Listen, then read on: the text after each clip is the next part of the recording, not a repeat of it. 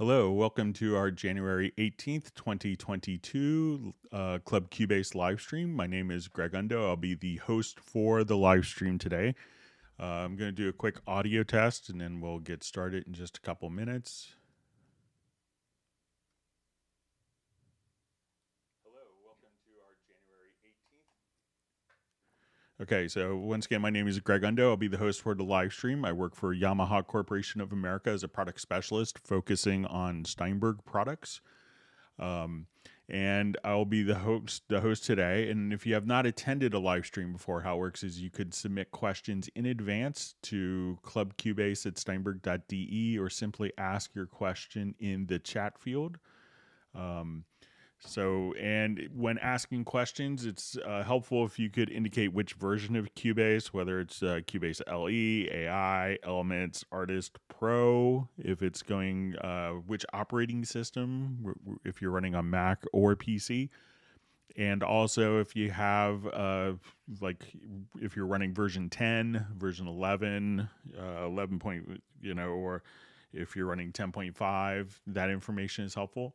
My ability to answer the questions in real time will shortly, be impossible. So if we could if you have a question, ask it in the chat. And if we could try to avoid asking the same question repeatedly, it just kind of slows down the whole process for me as I read through all the comments. And so if we could try to avoid that, that would be great.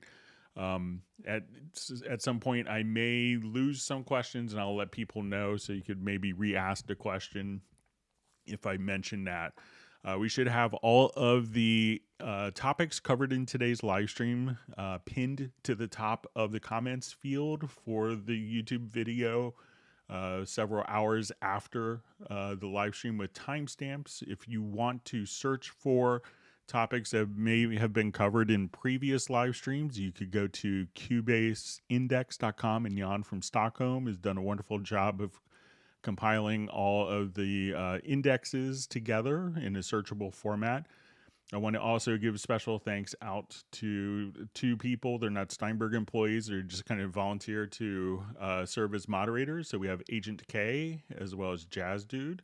So they will, do some moderation if necessary, because I could be so far behind the live chat. So I just want to give a special thanks to them. And also another wonderful resource of information that is available in addition to all these official Steinberg resources is the Cubase Nation Discord. I know that Jazz Dude does a tremendous amount of work compiling useful tutorials and information for the community, so make sure that you check that out as well. So let's go ahead and get started. And if you are watching the live stream live, please feel free to introduce yourself and tell us where you're from. So once again, my name is Greg Undo. I work in the United States, so I'm just presenting from Alexandria, Virginia, just outside of Washington, D.C. area. All right, so let's see who is on. All right, so we see Uno Memento from Finland. We have John Costigan from Kenosha. We have Rudy joining us from South Africa. We have Nick from Essex in the UK. All right, we have Jan from Stockholm. Okay, so we have Soren from Sweden. All right, so we have JV from Finland as well. Robbie Bowling from Dallas, Texas. A longtime attendee. All right, and we have Dark Star from Niagara County, New York. Okay, so we have a question, and maybe we could cover this all at once so it's not asked repeatedly. So first question, Cubase 12, give us something. So I can't really share any information on what's in Cubase 12 other than what's been officially announced, and that is that it will use the new Steinberg Activation Manager, so it will not require the USB-E licenser, and that it will be Apple M1 native. But as soon as it is out, we will have a very thorough walkthrough in the live stream for all of the new Cubase 12 features when it's available. So Okay, so we just see a question. I read somewhere about the new Halion update 1.5. Is it paid version or included in Cubase Pro?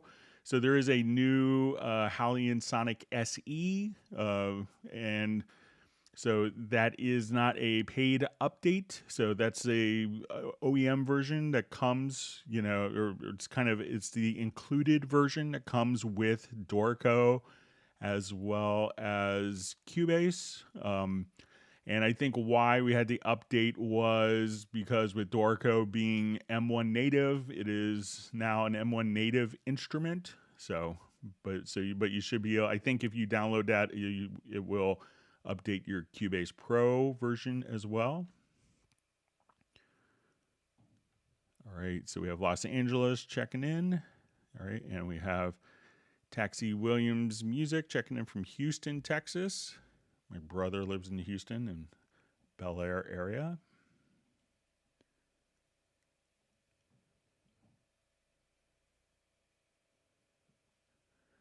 Okay, so we have from Michael Pierce. So it just says, Greg, one question, not important. Did you get some photos for me last week, gear related? So I didn't see any. I'll go through and check my emails, but if you wanted to send it again, I'll be happy to kind of always like looking at music gear. So I don't remember seeing that, but if you could just, if you want to resend it you could send it to clubcubase@steinberg.de. Or you may have my work email address as well. Okay, so we have a question. Where are track presets saved and how can I back them up? Are they saved with a profile or are they part of project? Okay, and we see, okay, so we'll start with that. So the track presets are going to be stored. So when we come over here, we could just say, we'll go to your pool we'll go to, let's say, our media bay under media menu. Sorry about my microphone there. So we'll go under the media menu. And as we do this, we'll go to media bay. So when we come over here, we go to user content. And as we work with this, we can see, like track presets.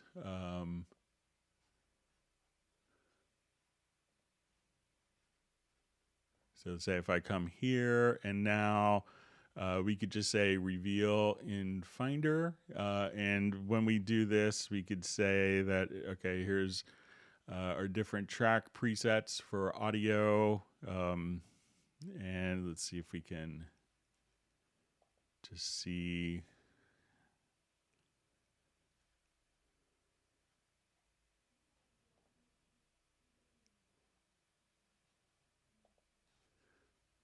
But I believe it's just going to be saved in your preferences.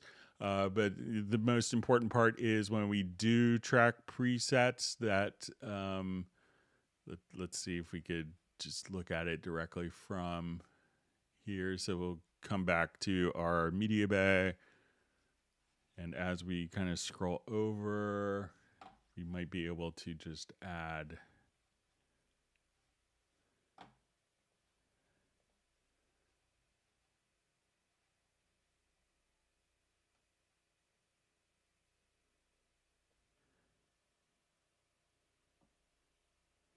Let's see if there's just a folder that we could look at as well.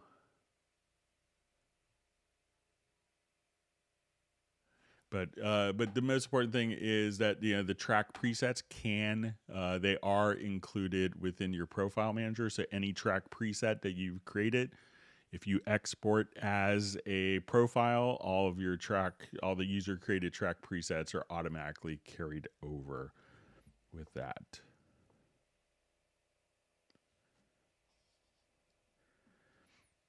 Okay, so we see difference between, question, what's the difference between track presets and export selected tracks?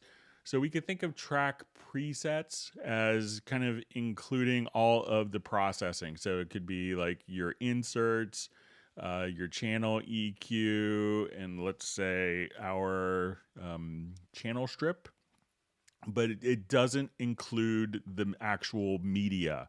So it's kind of all of the settings that track plays back through, whereas if we do export selected tracks, that includes all of the channel parameters as well as the audio file or MIDI information that are on that particular file. So track presets don't include the actual audio file or MIDI information, whereas exporting selected tracks does.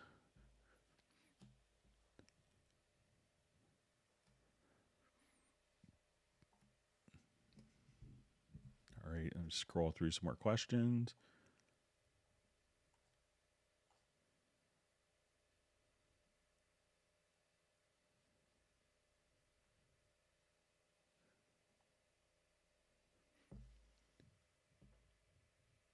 All right, so we see Justin from Vancouver Island in Canada. It's a beautiful place. We have Jeff Zabelski from Chico, California.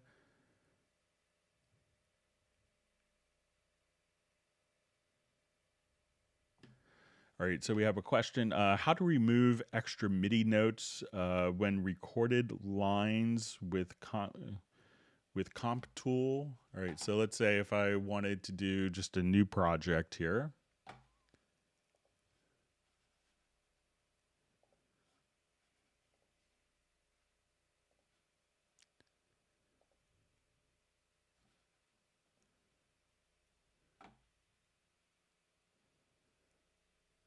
Okay, so just...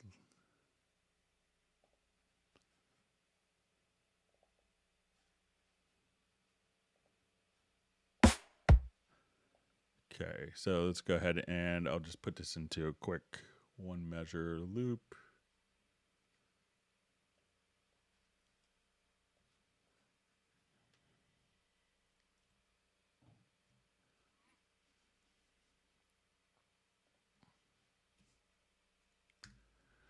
Okay, so let's say as I'm doing this, I wanted to record.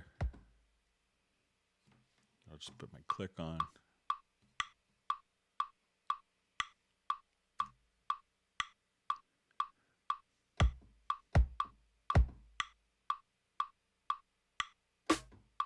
All right, so this could depend upon your actual record mode to start with. So let's say if I wanted to come here, I will just put this into, so let's say I will keep the last, or we could just mix stacked.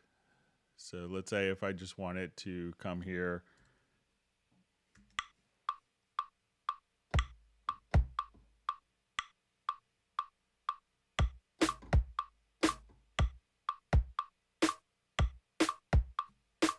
I'll do the Rolls Royce drum beat.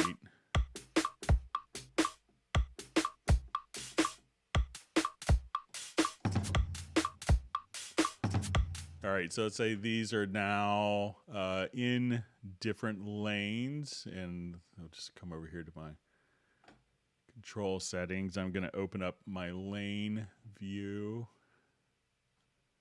I'll just move it up here.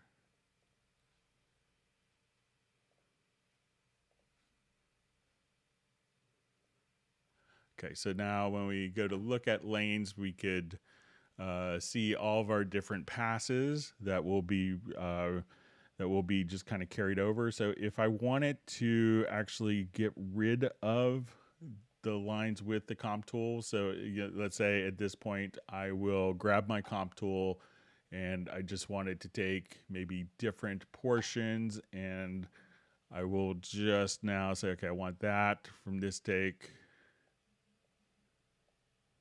that from here.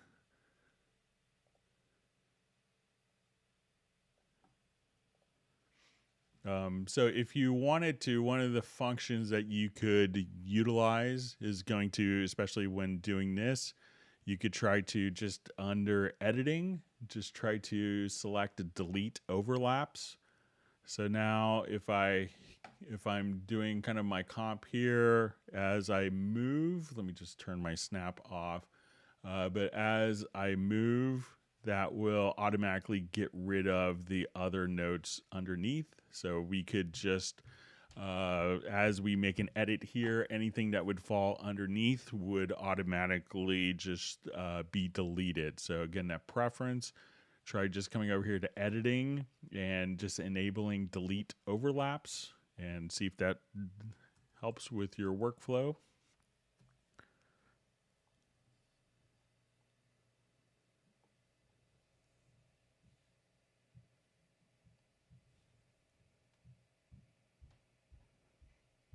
All right, so we see Randy Lee from Texas on the live stream. And we have Gare checking in from the Netherlands. Thanks for joining.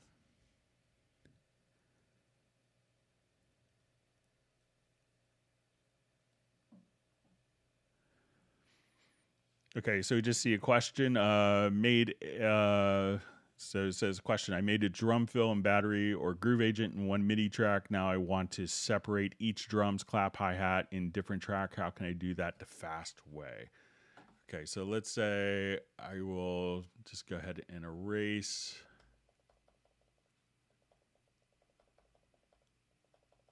I'll use events, and let's say if I have a pattern here. So when we look at this pattern, we could see that we will have all of our drums kind of mapped out here. So we'll look at it in the drum editor. So now if I wanted these to all be kind of automatically mapped to their own individual tracks, all I'd have to do is to select the event on the project window, come over to MIDI, and we'll see dissolve part. And at this point, we would choose separate pitches. And now we just hit OK. And now in that case, it will just automatically take each of the pitches and put it onto its own lane. So we can see the note name here. So that's all you'd have to do for that. So give that a try. So once again, to split like all notes into individual tracks from like a MIDI drum part, go to MIDI and just choose dissolve part and then click on separate pitches.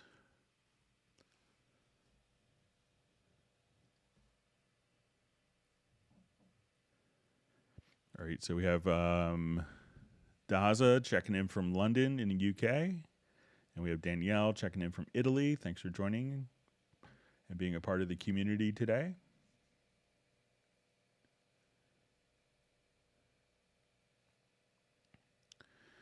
Okay, so we have a question from Justin. Hi, Greg. Can you go into a little more detail on your setup for streaming Cubase? I think I remember you saying you use 2 interfaces. Could you shed a little more light on this setup? So what I do, because I am constantly like switching sample rates and loading up different projects, is I have a my audio interface I'm using for Cubase is basically I'm using a UR24C. So that's a Steinberg UR24C interface. So and Cubase just deals with that. And I take the audio output of the UR24C into a mixer, and my microphone is going into the mixer as well. And then when I go to set up my OBS, which I use for streaming, I tell OBS to use my Yamaha mixer as the audio source as opposed to using it with Cubase. So I don't have to do any weird setup. I could kind of go back and forth between different platforms. So whenever I'm streaming the audio, my microphone and the analog audio outputs are going into the mixer. And that's what OBS is using, or Zoom or Microsoft Teams. And then my Cubase is just running on its own separate audio interface. There's other utilities that people use, sometimes effectively, sometimes not effectively. So, like I think Restream is one, or Voice Meter is another utility for Windows. But I find that I go back and forth between Mac and PC, that this method is, I never really have to think about it. And if I don't have to set up like an audio interface or an audio channel in Cubase to monitor, to speak through. So other ways of doing it that people could do is if you had, depending on your audio interface. So if I wanted to, let's say, go to my applications here, I'll have a DSP Mix FX, I think.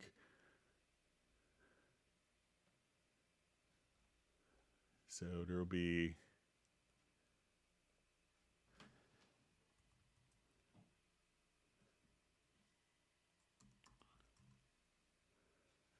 so here we could go to your DSP Mix Effects. Some of my colleagues will, depending on your audio interface, will utilize the loopback feature of your audio interface so that you could have a microphone and connect that way. But I kind of had this set up before loopbacks, and I just kind of don't have to think about this setup as I'm working with it. So.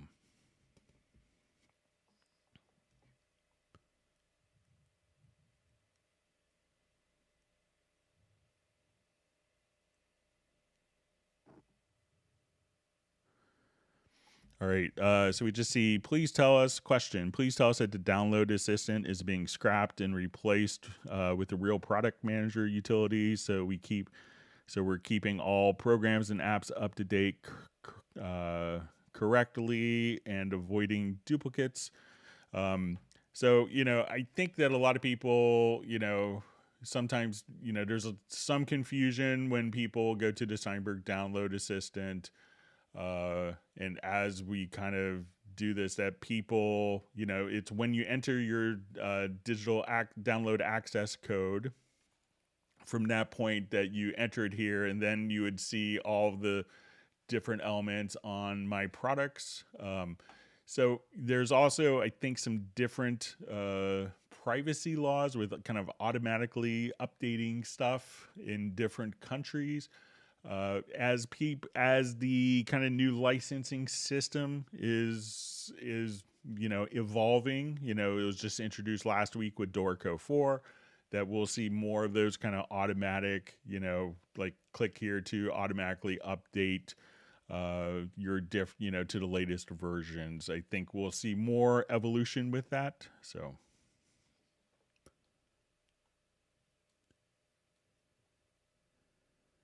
All right, so we have Papa Gray checking in from Nambian. Thanks for joining us.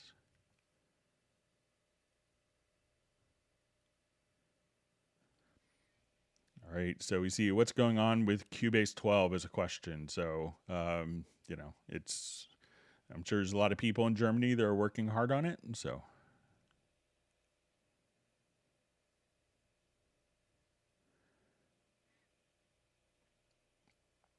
Okay, so we see question 3. So the question is, I want to automate the tempo on one track. Is that possible? So, if you have, let's say if I have this particular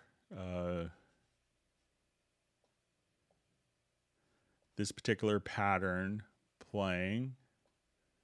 So if you just want to do it on one musical event. So let's say if I come over here and I have like a pattern here,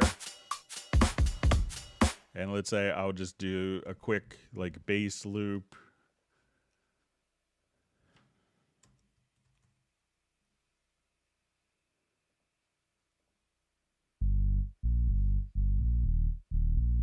All right, so I'll just drag this bass loop in and we'll put that into musical mode. So now when we play this, all right, so now if the event is in musical mode, or the event is, the track is on MIDI tracks, we could set the track itself to be in musical or linear mode. So if I wanted to have tempo changes, I could now come right over here. Let's go to our tempo change. So I had a quick tempo track. So now if I wanted this event here, this bass part, to not be in musical mode, that will play back at the same time and not...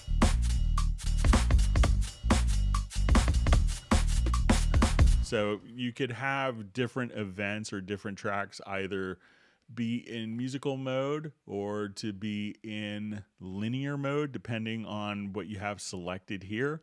So if that's what you mean by like one event, not following the tempo track, is just make sure that once you disable musical mode, so now if I change my tempo here again, my drums can play back kind of at the same events. So now when I listen to, now they're not really following with what the click is. And I'll just change my click sound back to default so you could have that. So make sure that if you want one track to automate to a,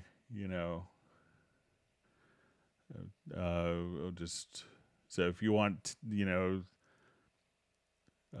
automate the tempo on one track, let me know if that's what you intend. If you wanted to do so, you could automate the tempo, and again, just has to be kind of on musical mode. And if you wanted to do it for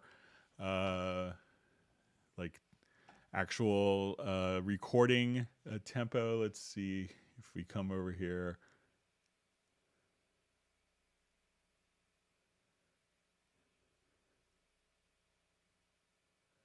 It used to be like a little, yeah, so you could have the tempo recording here. So let's just say, but if you wanted to automate like tempo changes, you could come here and just adjust the tempo within the tempo editor. So let me know if one of those helps.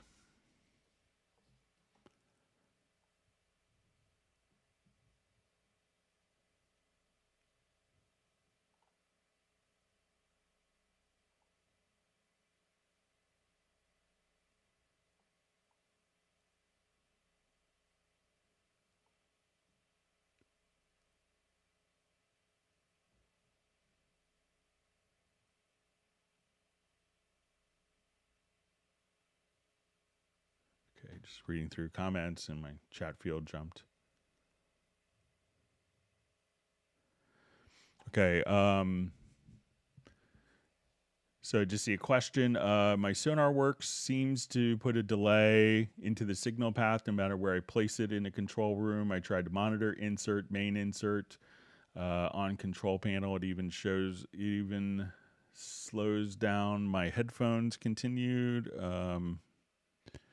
I know that there's a latency free mode for Sonarworks. It just is phasey. Any thoughts on how to fix this? My headphones are the concern, as no latency is important. Also, are they set to their own output? Also, they are set to their own output. So, anytime that you're going to introduce, especially like kind of monitoring plugins, like if you're playing back sources, it should compensate. But if you are actually like recording, so I'm not sure if it's when you're playing back audio. So if you're playing back audio, it should automatically compensate for the delay. But if you're tracking in real time, then we can't defy physics yet. And at that point, you may hear the delay. And if it's going to be, when you put it into kind of latency free mode, if it's phasey, that's going to be kind of an issue with the particular plugin, and there's not much that we could do with that. So let me know if it is like while tracking or just like playing back and mixing that you actually run into the particular latency issue.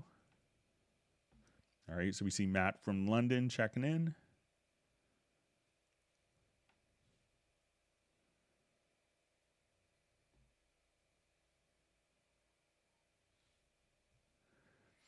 Okay, so we just see a question. Hello, is it possible to change the arranger track settings this way that the arranger event stops automatically in the end of the event and not start automatically from the beginning?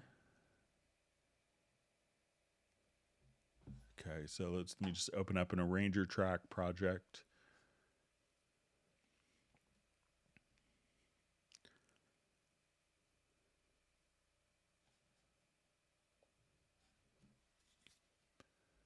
And thanks for all the questions. And if you do learn any new tips or tricks, make sure that you do hit the like button.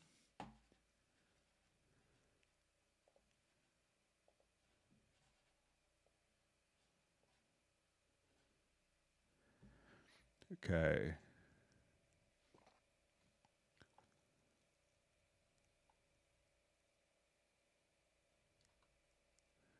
All right, so it just says change the arranger track. The arranger event stops automatically in the end of the event, not start it automatically from the beginning.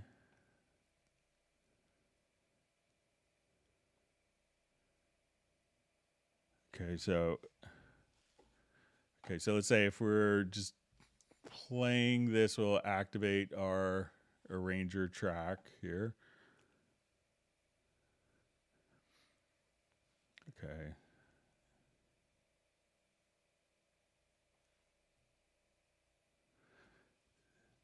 All right, so it says you want to assign the arranger track settings this way that the arranger event stops automatically in the end of the event, not start it automatically from the beginning. So, I think if I'm understanding correctly, so we have kind of our arranger chain. So as I click, that it's going to automatically, we define kind of a start and end with our arranger. So we can say, okay, we're going to start here and this arranger event ends here. So I'm not sure if you wanted it to play from the previous end or if you wanted it to play, so when we define an arranger track, so as we define the start and end, we define that so it could play that part of the arrangement. So I'm not sure if when you say, there are like some different jump modes that you could do. So it won't, as we're going to different jump modes here. So you could, have it automatically switch on one beat, 4 bars, 2 bars, or just at the end of the particular event, like as you're kind of drawing stuff, as we're entering them in, like if you're playing live. So maybe if you put it in end mode there, but I'm not sure if you want it to play from the end of the event versus the beginning. And I'm sorry if I'm misunderstanding, but maybe or someone else could, I'm sorry if I'm being dense with that. All right, so we see Hobby Muller, Musiker Harpy, I see a Cubase 12, and it's probably a question in German. So unfortunately, I don't speak German, but maybe if someone could translate. And Jazz Dude may have already kind of taken care of that. Okay, so we have a question from Rudy. My keyboard, when in dual sample mode, sends 2 MIDI notes to Cubase and records duplicate notes. The remove duplicate function does not work. What am I doing wrong? So the record duplicate function, when you're doing that, is probably, many controllers or keyboard workstation, if you're on a particular patch that's like acoustic piano layered with an organ, or Rhodes and an organ, 2 voices layered together, that MIDI controller will be transmitting on 2 separate MIDI channels. So if you have the option, and that will record the notes on MIDI channel 1 and MIDI channel 2 simultaneously. So the reason that the duplicate events isn't working is probably because the different notes aren't duplicate events because they're on different MIDI channels. So probably what you want to do is to make sure that your controller is actually just set up so that it's not transmitting onto MIDI channels. Now, one quick way of kind of alleviating this, because it's not technically a double, because it's just, you know, because they are on different MIDI channels. So if I wanted to come here, I'll just duplicate this track, and let's say, all right, and this is on channel 3, and I'll just change all these events here quickly.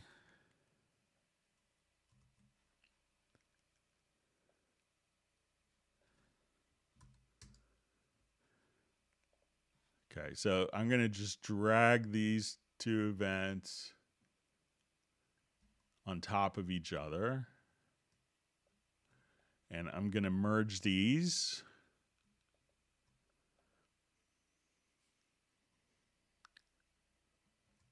All right, so I'm going to merge these two events.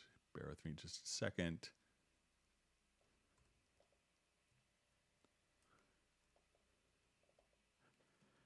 All right, so now if we wanted to go into like the list editor, if I did this correctly, you may notice that there's a lot of different MIDI notes that will be duplicated here. So what you might want to do is, let's say I just want to focus on, I'm going to select just a note here, and I'll just say, let's focus on just notes. So here we could have, you know, like duplicated notes. So if you look in the list editor, just maybe come over here and say, okay, I wanted to get rid of every note, you know, that was on MIDI channel 4. So at this point we could say, you know, show event channels. Now I could only see MIDI notes that are on channel 4. I could do a select all and then just hit delete. And then you'll have, you know, all of your events that are duplicated done that way. But make sure that, you know, Cubase is capturing correctly the MIDI information that your controller is transmitting. So often just changing to like a single voice on, if it's like from a workstation keyboard, will only transmit, you know, one MIDI note per channel, you know. And if it's on a multi-patch or a combi patch, something like that, where there's multiple voices on the keyboard, that will then transmit multiple MIDI channels simultaneously. And you could use the list editor to quickly get rid of it, or if you wanted to, you know, filter out particular channels, you could use the input transformer, and you could just set it to global or local, and there's presets, so you could activate the module, and you could say channel filtering, so you could say only past channel 1 or only past channel 2, and that will filter out all other MIDI note messages.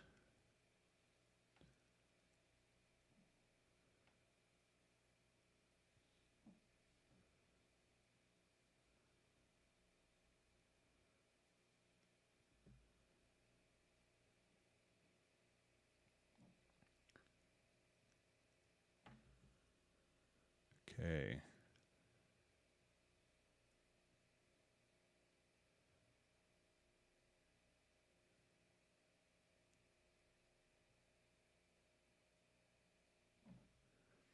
Okay, just seeing kind of more discussion on that topic.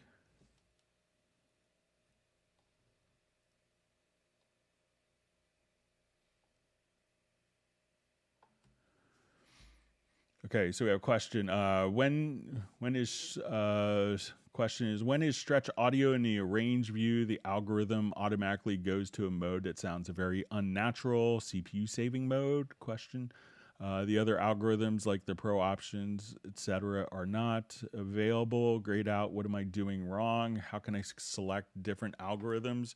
So anytime that you have audio itself, you could, you know, choose to select your algorithms.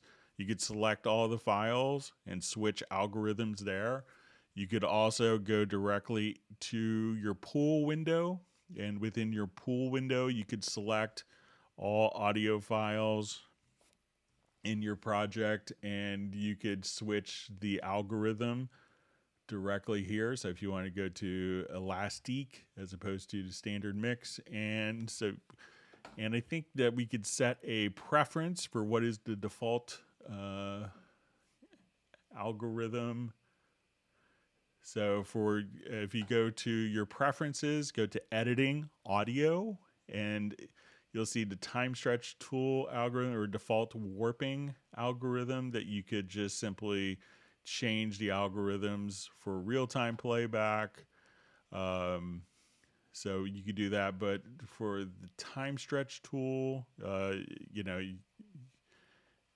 doesn't utilize that particular algorithm. So, but if you're just kind of warping in real time, you should be able to change it easily, either from the project window, the pool, or by switching the algorithm into preferences.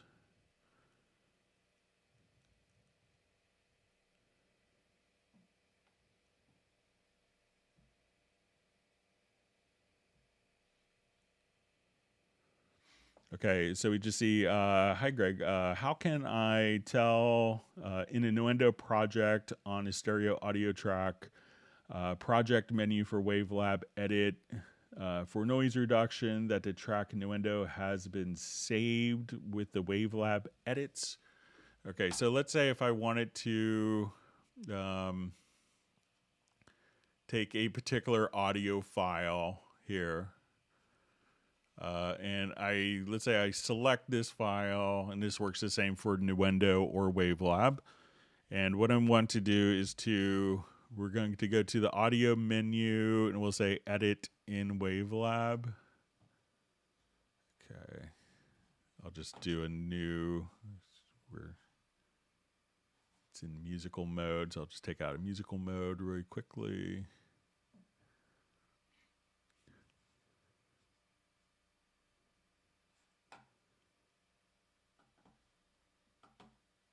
Okay, I'll just bounce it.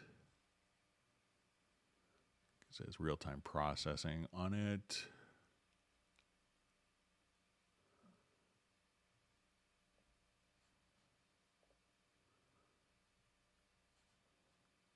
Okay, so now we'll come over here and hit the correct thing. So we'll say edit in WaveLab.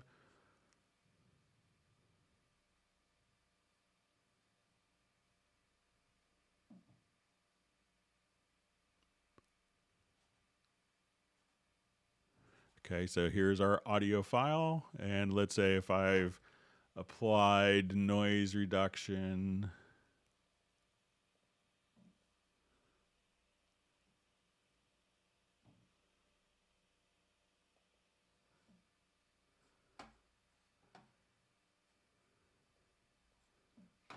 Okay, and let's say I render.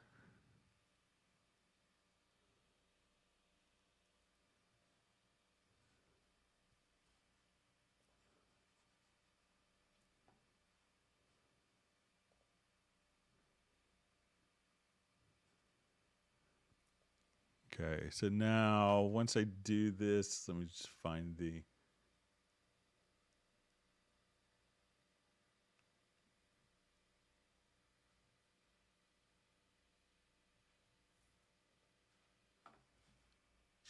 Remember where the little icon is within the sample editor here for.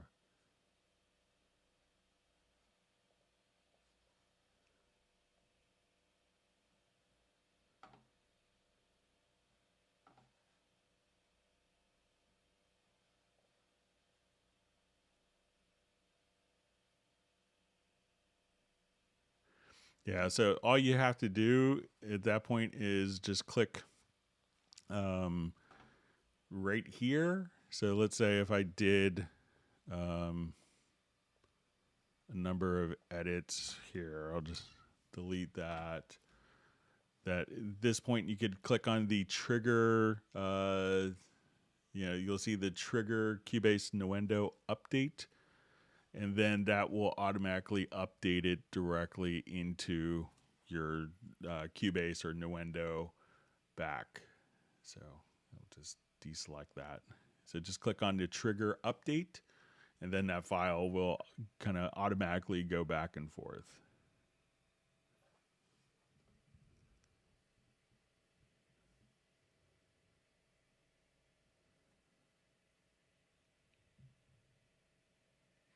All right, so we have Rich checking in from sunny Florida.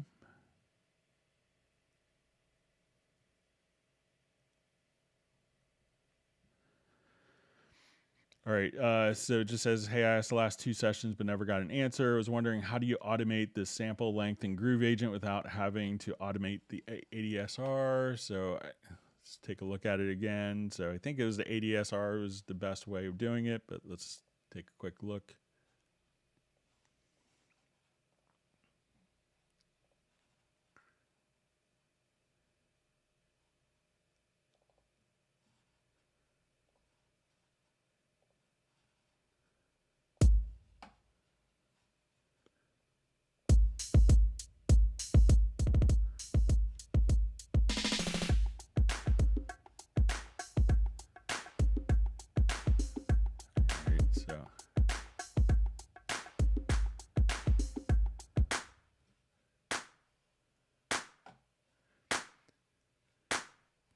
So I think it's probably just going to be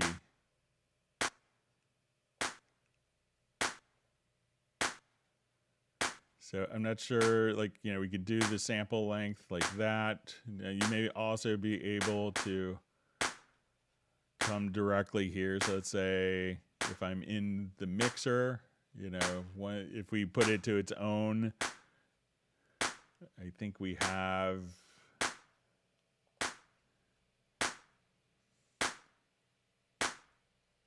the envelope shaper plugin.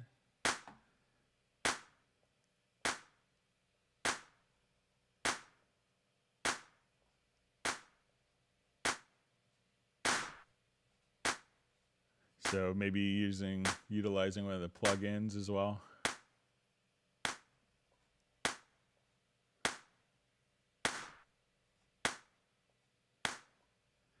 To be able to kind of shape the sample. But I don't think that, like, you know, your sample, you know, end here would automatically be like, it's more of a sample editing thing.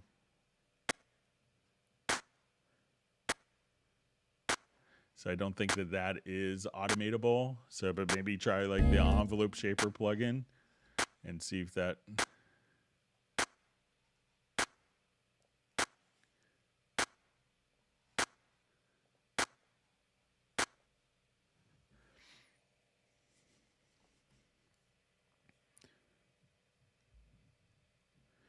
All right, so we have someone checking in from Suriname or Suriname.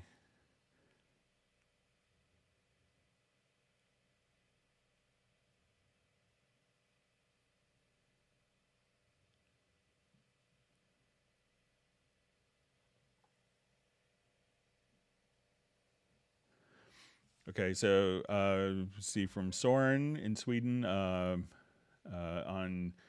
11 Pro Windows. If I want to gain stage audio events to 0 VU or minus 18 dB full scale, do I need a VU meter, or how can I make that simple in Cubase? You know, so if you want to take any audio file, you could select it and just go to processes to normalize. And here you could just put in, you know, your loudness that you want the file to be at. So you could just simply enter in the values there. So you don't need a VU meter. You could actually just kind of normalize based directly on the actual loudness units or the dB value.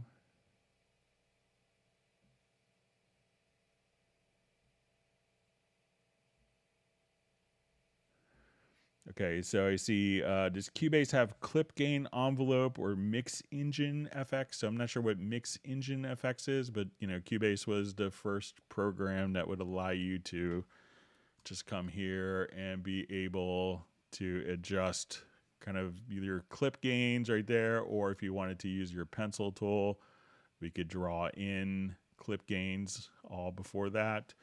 So I'm not sure, you know, we could obviously have, if it's mix engine FX, like where you could load up emulations of different consoles. So we don't necessarily do that, but we have kind of, you know, a fantastic sounding console, and you could load in different flavors of processing. So it's not like, oh, it's an API, it's an SSL. And I think, many of those console companies kind of find that approach pretty comical.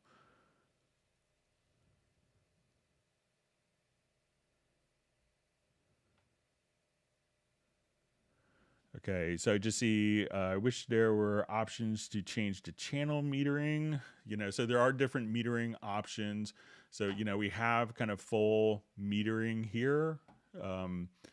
So that, once we look at your meters, we could see that we will have, different metering options here. And we could set that, but when we go into the different metering options, for in the mix console, that will be fixed.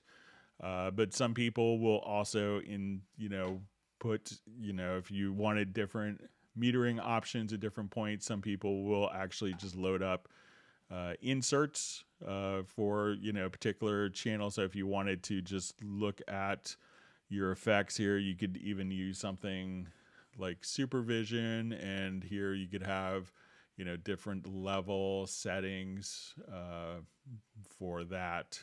So but this metering will be kind of independent based on the different metering options that you have there, but I'll pass it along as a feature request again.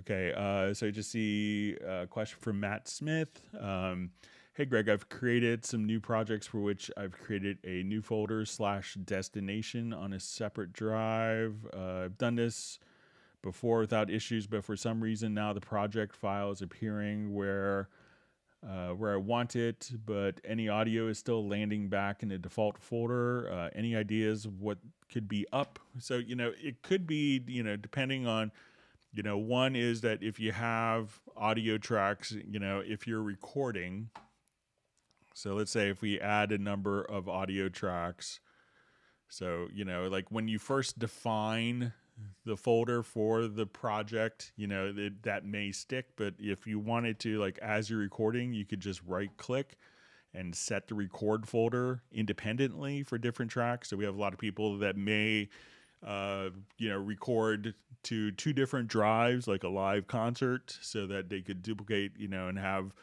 these 32 tracks recorded to one drive and these 32 tracks recorded to like a portable drive that the client could leave with immediately.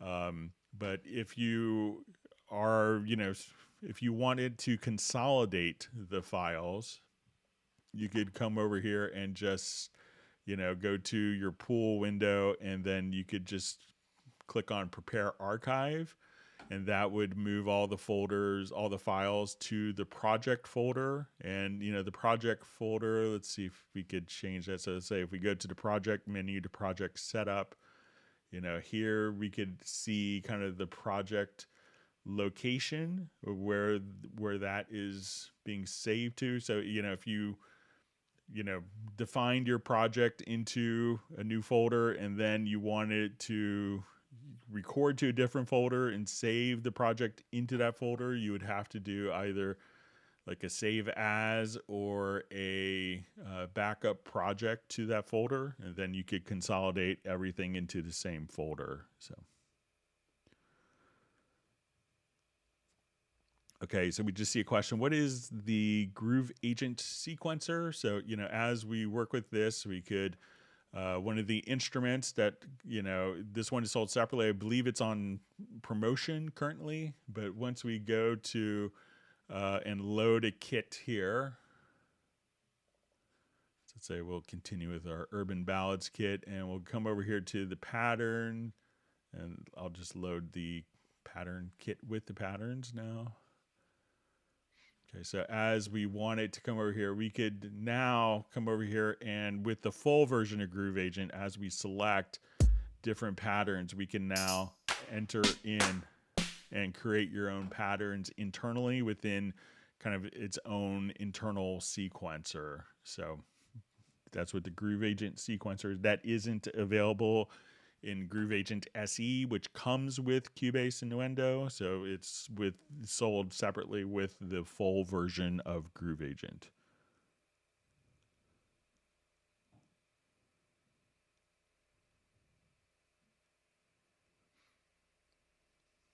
All right, great to see Tim Weinheimer on the live stream. Thanks for joining us from Mission Viejo, California.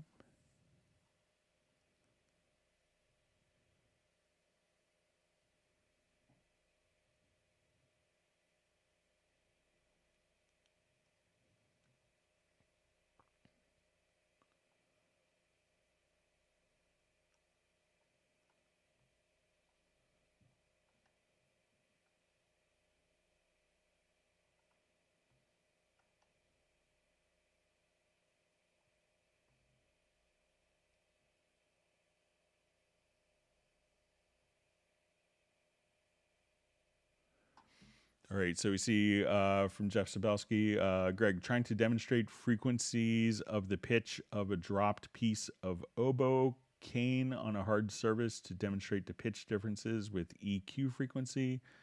Can a zoom effect be applied to the scale? So one thing, if you have WaveLab, one of the things that you could do, so, with the scale in the frequency EQ, it's going to be kind of a fixed perspective with that. But let's say, one other way to view something similar to that. So I'm not sure if if we open up WaveLab here quickly, I could just say, okay, I want to take this file, and if you go under the analyze, if you're like wanting to demonstrate this, you could look at the 3D frequency analysis of this. So that's always kind of a helpful thing that you could do. And so if you wanted to just kind of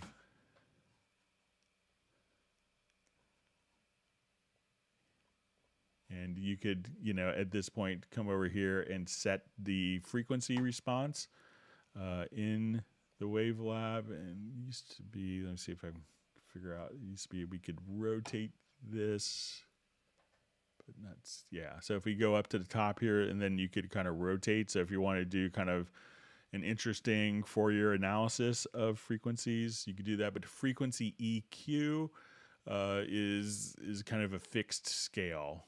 So.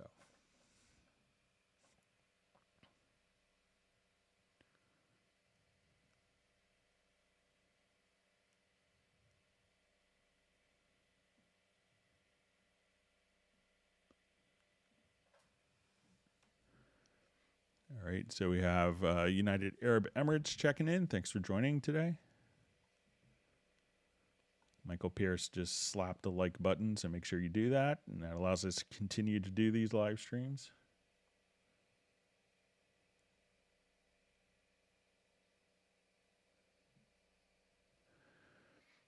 All right, so we just see a question. My electric guitar went distorted suddenly, even though my audio interface is not clipping.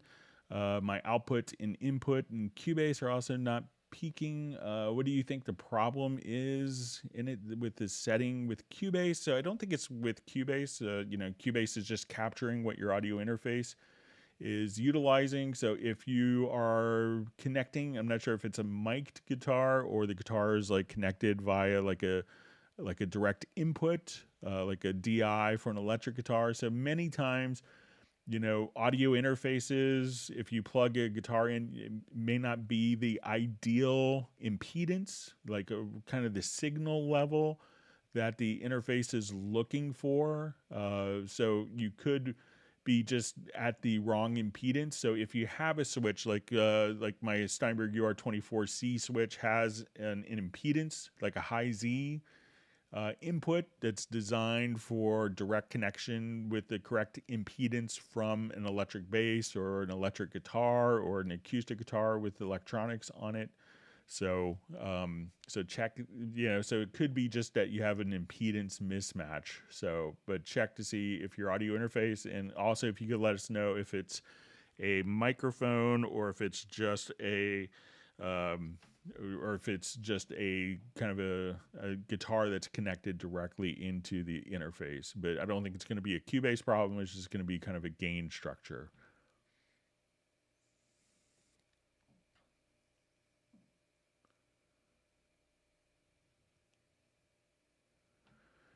Okay, so we see a question. Saw Dom's video and sampler track in Halion SE. Slicing / chopping. I only have Cubase 11 LE and WaveLab 11 elements. What other slice chop, maybe VST, could I try? So, one of the things that you could do is, just try, so I think Cubase LE might come with Groove Agent SE. So let's go ahead and I'll just add an instrument track and I'll just do the SE version. So, and I'm going to just take a particular drum loop.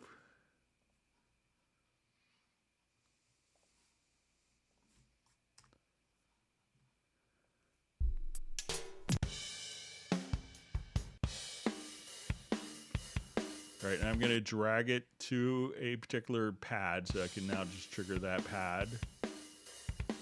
And Groove Agent SE, you could just come over here and now create slices. And now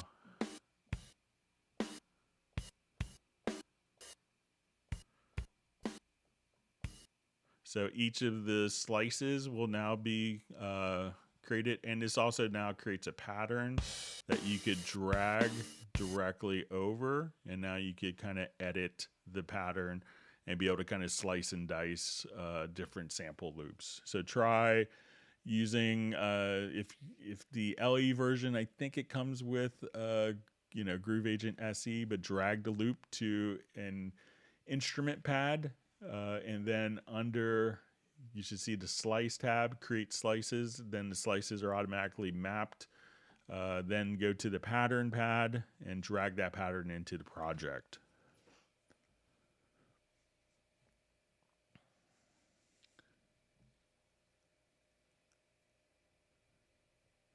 We see Jeff Sabelski on the comment with the guitar. So also, if you have different insert effects, that could affect the gain structure as well. So it's a great point. Thanks for sharing that, Jeff.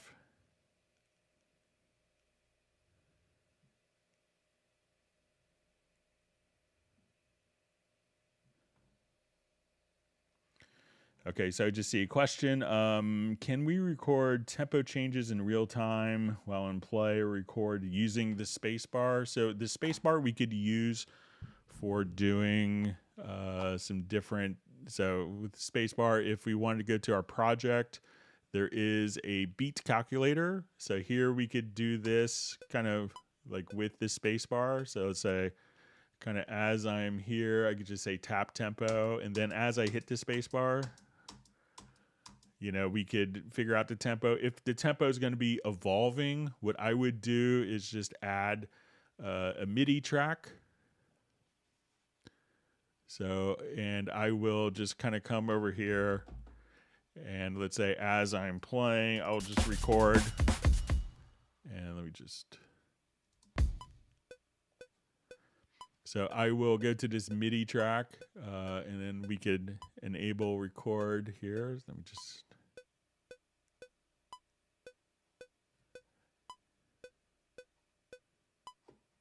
Okay, so, and now I'm just going to record. And now as I just...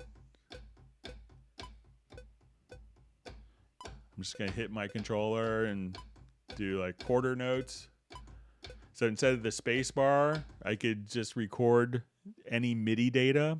And then if I wanted to make a tempo map of that from that particular part, so let's say, okay, I tapped my tempo. So instead of tapping on your computer keyboard, just tap on a MIDI controller, anything that transmits MIDI.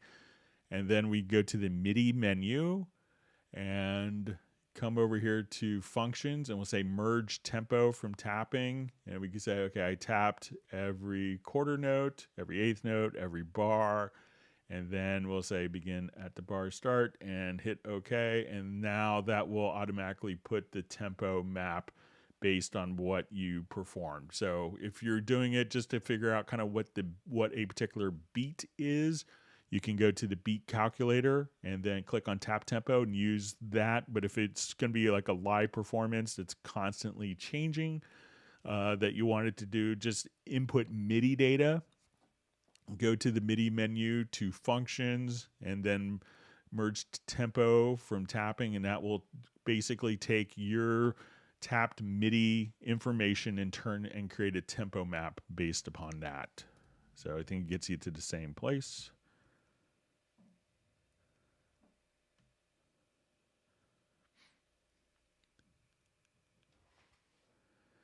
Okay, so just see question. Is there a way to reverse a sample without loading it into the sampler track? So let's say I have this as my audio and I wanted to reverse that. All you have to do is go to your audio menu to processes and click reverse. So now we'll come over here, and as we play this particular file, we could just now.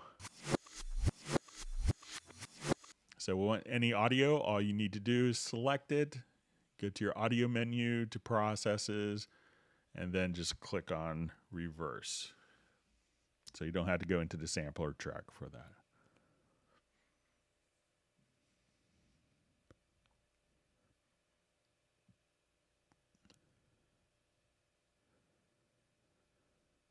Okay, so I just see once you're done with comping and compiling from several different takes, how do you get rid of the lanes and boil it down to a single track? Okay, so let's come over here to a particular project. And thanks for everyone for the wonderful questions. If you learned something new, make sure that you do hit the like button and that you subscribe to the channel if you haven't done that. Okay, so let's say I'm here and I have, let's say, a beautiful bass comp going on here, and I've used my comp tool. So these are different recordings. Like in this case, it was a cycle recording, and this will be like take 1, 2, 3, 4, 5, 6. So I'm going to grab my comping tool, which looks like the hand, and I will select different sections.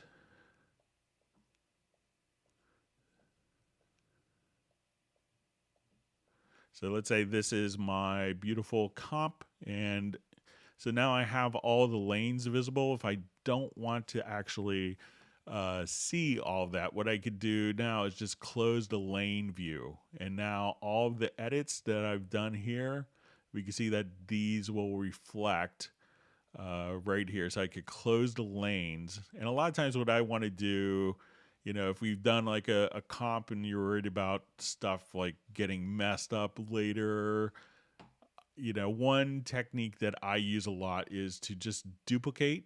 We'll create a track version. So, and we'll just call this,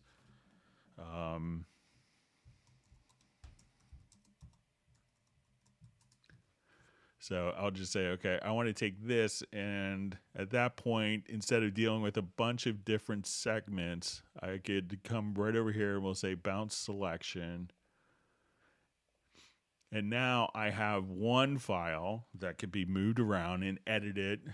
And if I wanted to go back and redo the comp, it's still all there. So I could still have it on the same track and just choose, okay, these are all the different components, and this is my comped track. And this could be easier for doing tuning and vari audio and just kind of simplifying processes. But if you needed to go back and make a change, it's 2 mouse clicks away. So, or 1 mouse click, and everything is nice and kind of compiled for you.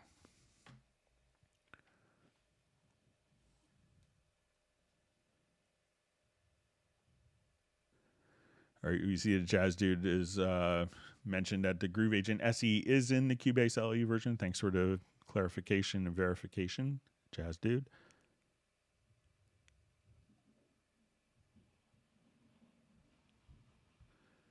All right, so we have Michael Marshall checking in from Somerset in UK.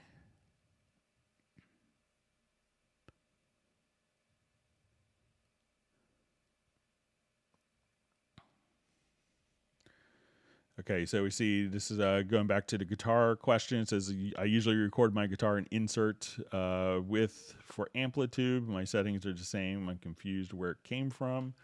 So, really check to make sure you have the impedance correct for your audio interface.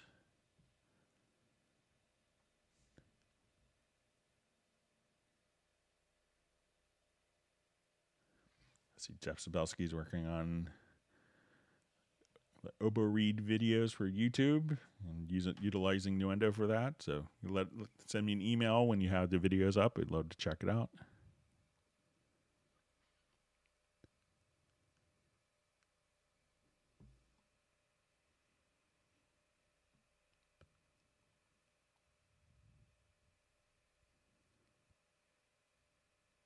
See, Jeff Sabelsky just says Groove Agent 5 is magic.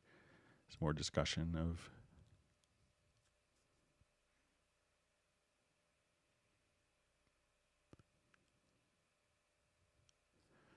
All right, so we see that Mark Rabin has a new release dropping on March 1st, a whole album. And he did it in Cubase, so congratulations. It's a huge accomplishment.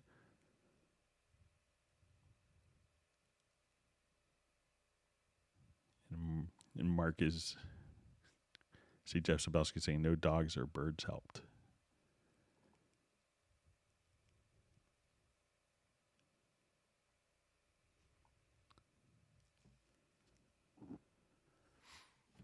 All right, so we just see, can anyone help me to, I see Dinf, the piano used by Avioli for A Better Day at 30 seconds, please. Okay, so I'm not familiar with the song, so maybe someone else could.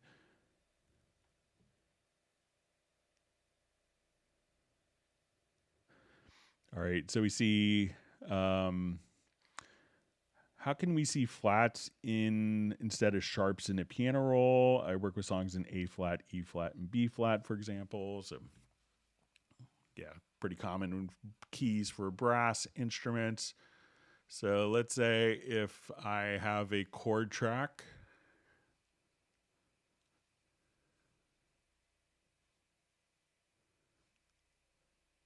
see if I guess I have one. So let's say, okay, I have a chord track here and I want my key to be in, we'll say B flat.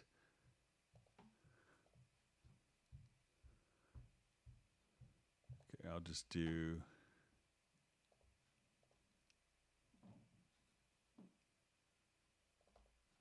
let's say F here. Okay. Okay, so we're in F major, and now let's say A minor, C, B flat. Okay, so, and I have just add a quick instrument track here.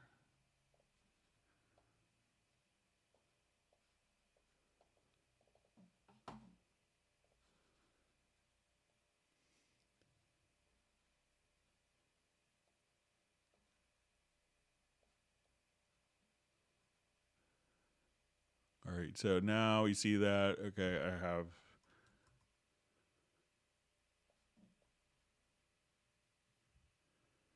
okay, so now I see that we have the B flat here, and there is a preference. So once you've defined kind of the key using the chord track, there is a preference, and this is kind of a bit obscure, but let's say if we come over here to,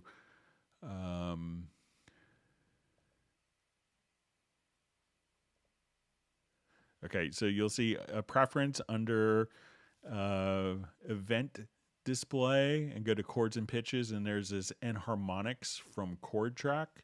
So if that is unchecked, it turns into A sharp 3, which is annoying. I agree. But you can just leave this preference checked. And once you have that defined in the chords, then you'll see it updates to B flat 3. So I'll just make this a little larger. So again, with the preference disabled and the chord track defined, come over here.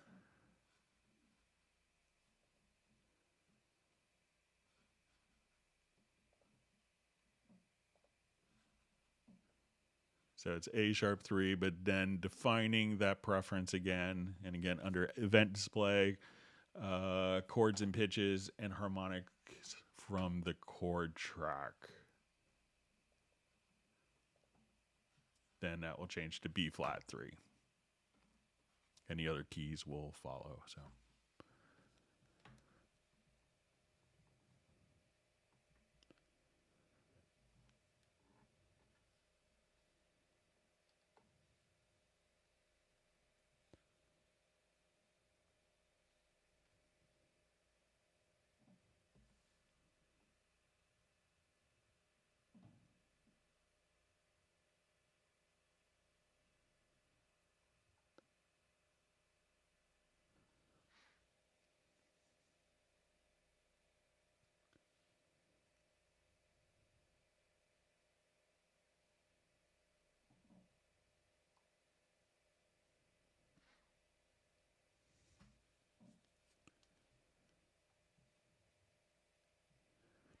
All right, so we just see from Justin Belsky saying Nuendo triggers update. Thanks, Greg. I'll hit the like button again. If you hit it twice, then your like turns into a not liked. So just hit it an odd number of times.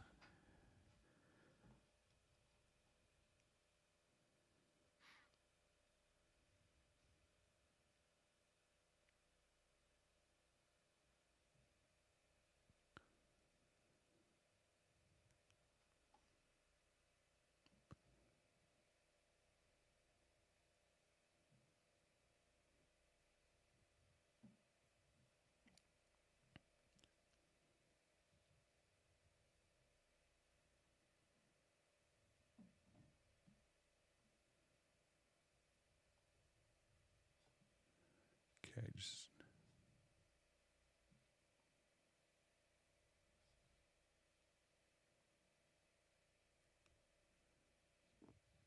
okay. My chat field jumped to me, just finding my spot.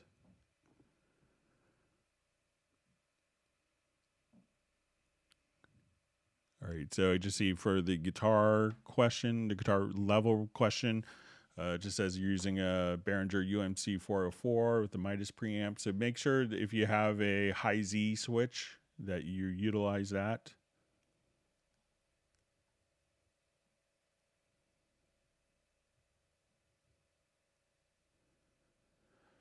All right, so we have question. How do I get the mixdown folder to default to another location? So the mixdown folder is created within the project folder.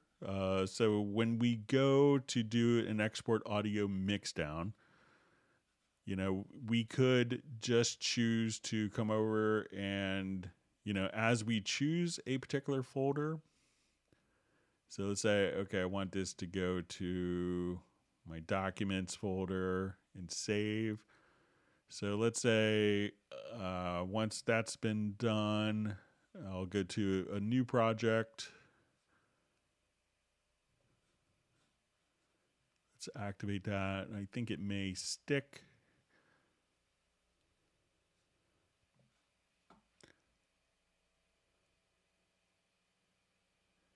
So, you know, it doesn't look like so it looks like it's going to be set every single time. And, you know, we've had people complain kind of both ways where it would, I think previous versions, it may have automatically kept the previous location, but now will go to, you know, so it'll go into the, you know, mixdown folder, but you could have presets here. So, you know, if you wanted to go to a particular folder here, you could also, you know, have the recent paths show up directly here after it's been mixed down. So, but, you know, the project mixdown folder is kind of specifically to, you know, a mixdown folder within the actual project folder, just to keep everything nice and neat file management wise.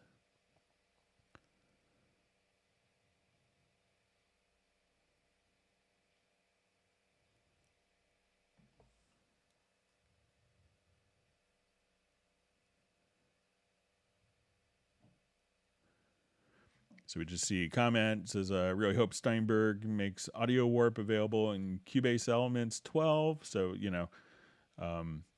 always kind of, if you want more advanced features like, the audio warp, you can always consider upgrading to, more capable versions or more advanced versions. Okay, so we have a question. So I downloaded the Lo-Fi Piano VST plugin recently, but have no idea how to load it up. Can someone help me with this, please? So, when you download it, make sure that you will get a license that you'll like a download access code, which I believe gives you a e-license. So that will be activated for you. So, and the Lo-Fi piano will just kind of show up as a virtual instrument. So if I wanted to come here, we'll add an instrument track. So it's a kind of a sound set with like the Halion family, including Halion Sonic SE that comes with Cubase. So when we go to the instrument sets, you can now see the Lo-Fi piano, and you can now just kind of come right over here.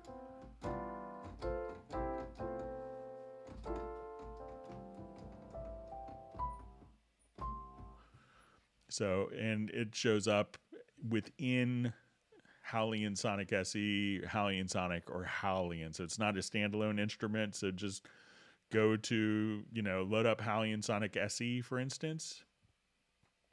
And when you come here, you'll see like the family category. You can see all your different instrument categories, and then you'll see Lo-Fi piano available there, assuming that you downloaded it and authorized a license for it. Like when you use the download access code.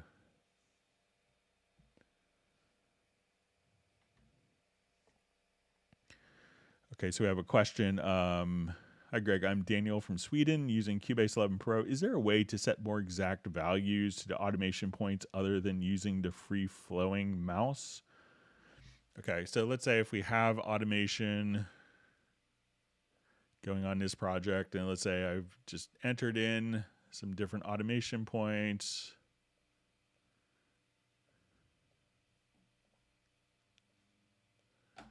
Okay, so, here we could choose to, enter in kind of your automation values, but you could, if you just wanted to select a particular point, you could see the value here in the info line. So, and I'm just using my mouse scroll wheel to kind of increment and decrement up just kind of like this. And if you hold down shift, you get kind of a fine control.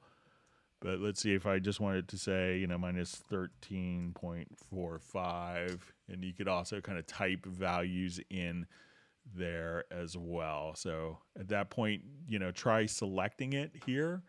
And then you could, even if you selected multiple automation points, we could see that. But if you wanted like a particular automation point just to be at a specific value, you could do it there. There's also another way to do this. If you go to the project menu and let's go to the project browser. So here we can say, okay, now I just wanted to see the bass part.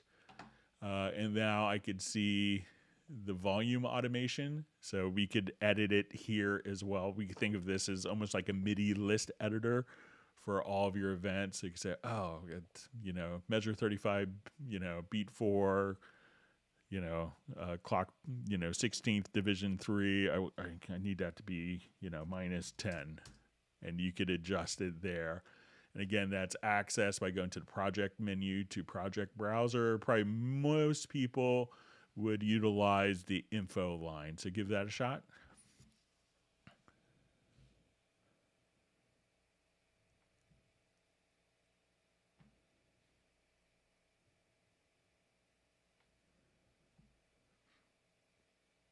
All right, so we have Ipe or Ipe from Holland. Thanks for joining us and being a part of the community today.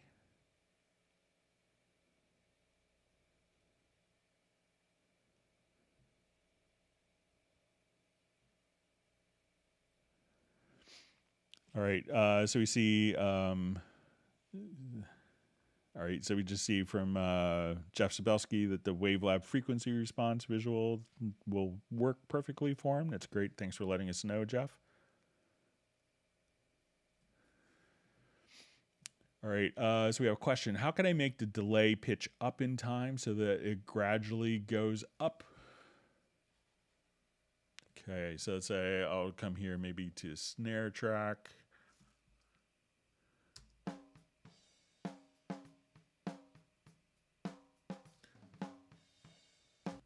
Okay, so I want to create a delay that pitches up. So probably a number of ways of doing this, but I will add an effects channel to the selected track. So I think, let's see, I'll just stop real quick here.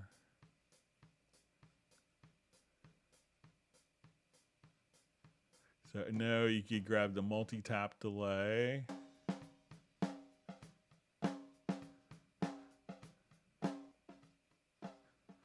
All right, so what I want to do now is I'll just say for our loop effects, so we have our delay and we'll just make this delay, let's say be quarter note delay. So as we play the snare. All right, but now what I want to do is to come over and we'll just open up this. We'll add a module, and I think if we go to frequency shifter, that we could just have this. So let's say just where we had that particular fill.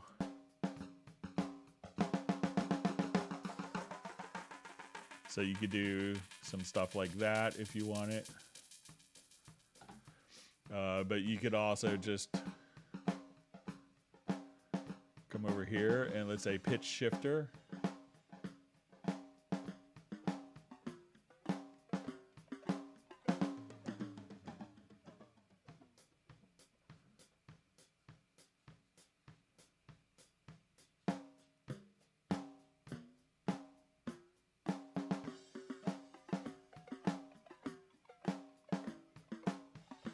So you could play around with some of the different effects in multi-tap.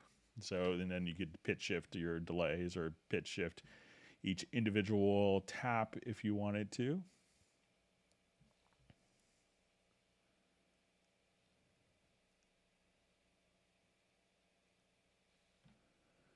All right, so we just see, this is going back to the guitar question.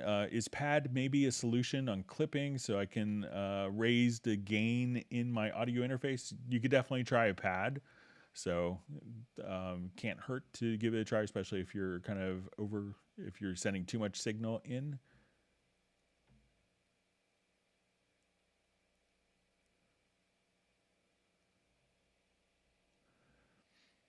Okay, so I just see, how do I get the tags in Cubase to come up blank when I bounce down in MP3 or WAV?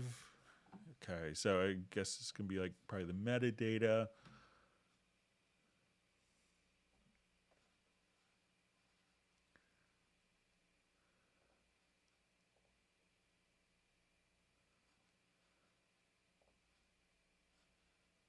All right, so we'll come here to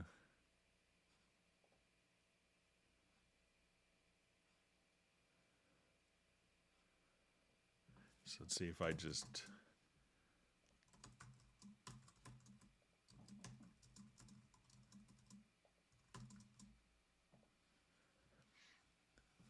okay, so let me just go to a different project here.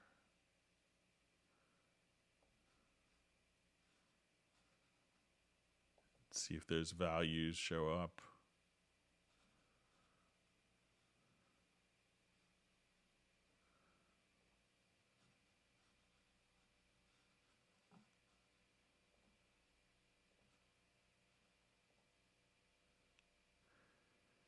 Yes, I don't know of a way to, other than, you know, double click and, you know, just hit the delete key. So it looks like that will persist. So I think a lot of times people, as they're doing maybe a record, would, you know, tend to keep a lot of the data and want to, instead of having to enter it in for like 10 songs on a particular project, So I guess there's not a way that I know to do it automatically, but maybe just but I'll pass that along as a feature request as well. All right, wonderful to see Michael Teams from Weatherford, Texas. So hopefully he'll be starting his distribution of virtual ice cream.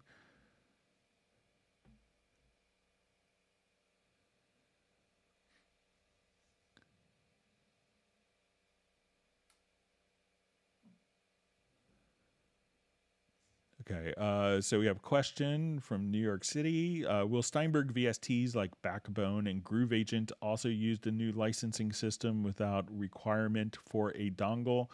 So, what Steinberg has announced is, all of the programs will be migrating towards the new license management system. So, it's a big process to do and to implement and to take, those parts of the code out of previous versions. But, we'll see.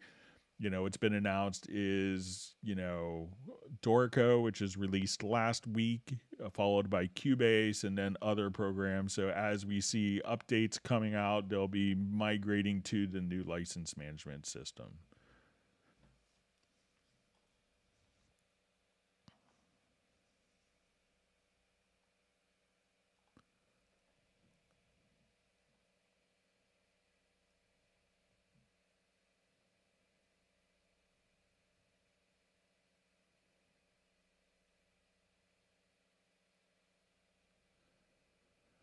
All right, so we have a question. When I go to set up ID tag in Cubase, it only shows me a portion of the tags. How do I get the rest of the metadata to show and input in that in?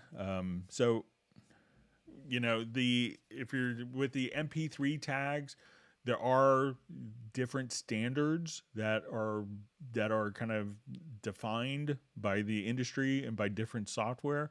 So I know sometimes people will, I wanted to put Eastern Caribbean gospel country as my tag, or some tag that's a bit esoteric, that's, maybe more definitive, more descriptive of your particular project. But the problem is a lot of times those tags aren't read by many of the services that utilize the tagging information. So sometimes people want to put in tags that can't be read. So, all of the, tags are basically industry standard tags that will be read in different media players correctly.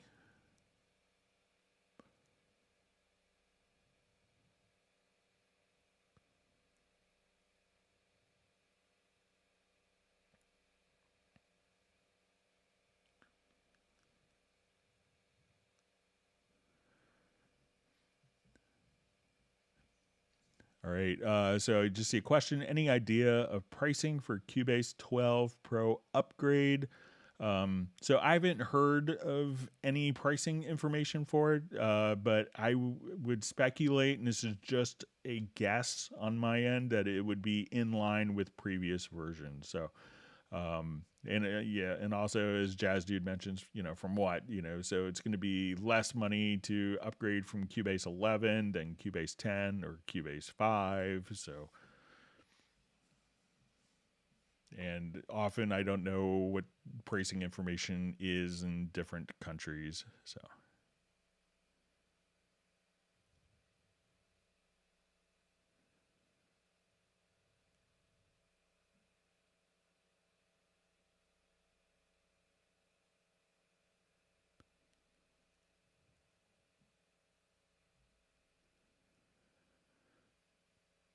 All right, so we just see, can you pitch correct snap to a key without using the chord track? So that's where the key is defined. So if you have a particular project, so let's say if I wanted to go to this project,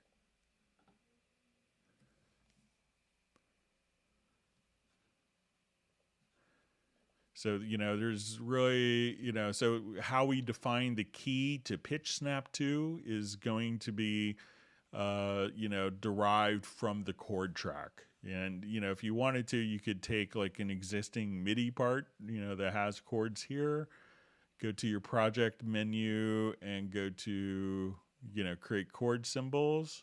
And then as you hit OK, at that point, we now have the basis and the key derived from the MIDI parts. But, otherwise it doesn't know what to snap to if there's no chord track as the basis or foundation for defining the key.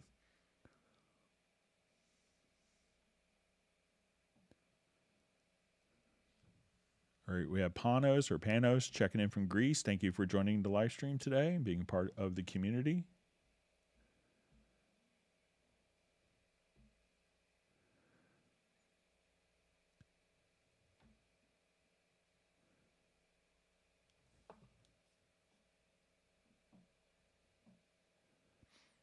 See, Mark Raven just saying, would never have done this without you, Greg. So much heartfelt gratitude for your help. So, it's hard to, do a big project. So kudos to you for doing that. And, I'm glad if I just did a tiny bit to help.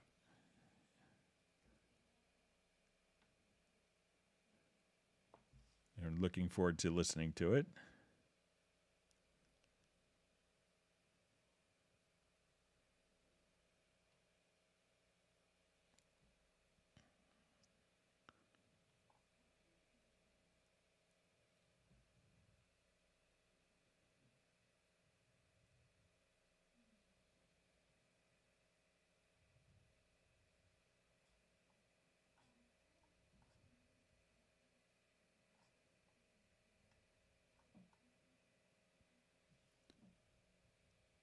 Reading through comments.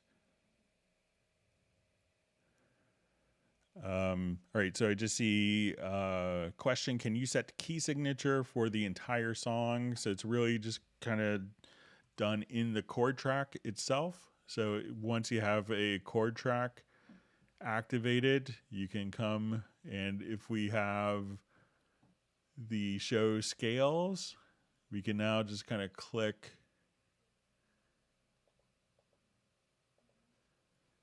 here, and then once we go to your scale, we can just set the key for the whole song kind of right here. So let's say, okay, I want it to be in D. Then we could actually just come here and pick different scales that we want. So you could just do it directly on the chord track, and I would set the key for the project.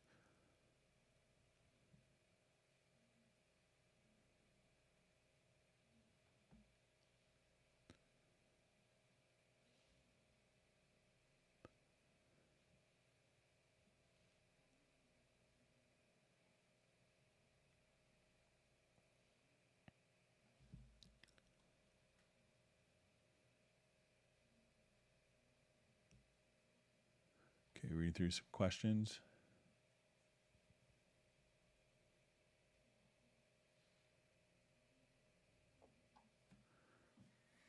All right, so we just see about the follow-up on a question for Groove Agent SE and the slices. As I'm saving for spectral layers, as I have WaveLab 11 elements, might end up getting Cubase Pro or Cubase Elements and spectral layers elements. So yeah, there's a lot of great choices to have.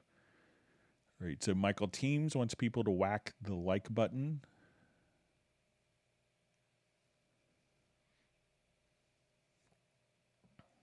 All right, so we have a question. This is also kind of mailed in. Not sure if it's, but hey, Greg, is there a way to program a key command for nudge only selected MIDI notes by X time via Project Logical Editor?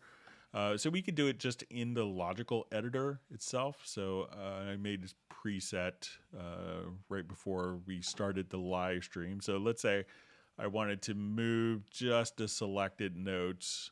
So I just went to the MIDI menu and selected Logical Editor.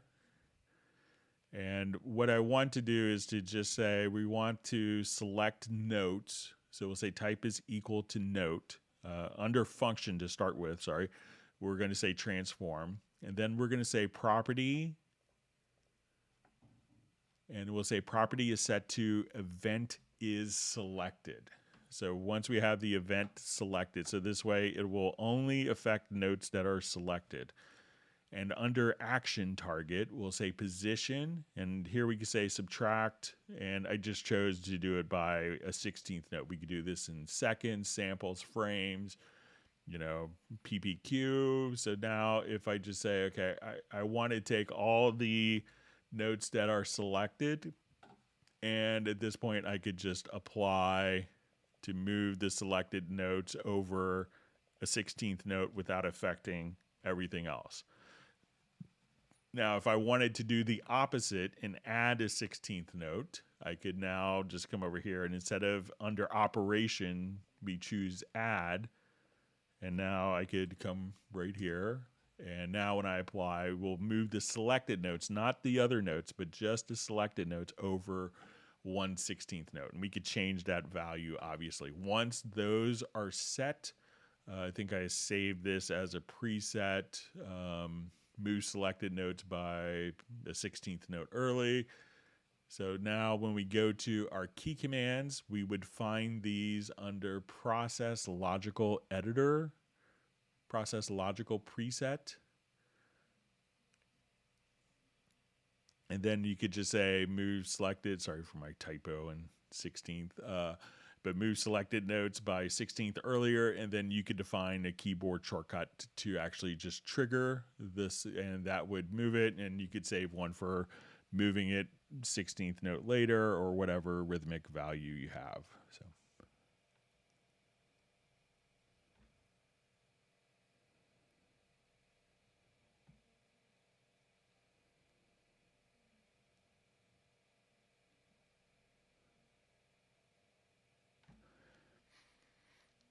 All right. So we have a question. How can I find / select duplicate track names, which sometimes make problems for exporting? Okay. Just do a new project here.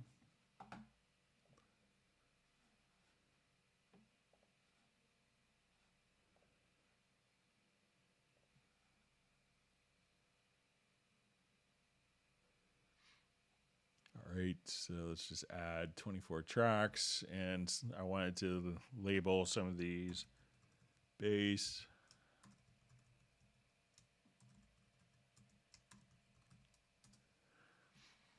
Okay, so let's come over here to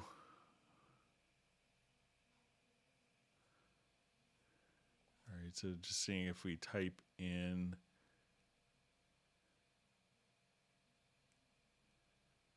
so here you could see kind of in a list all of the track names. So let's see if maybe we could create something in a project logical editor.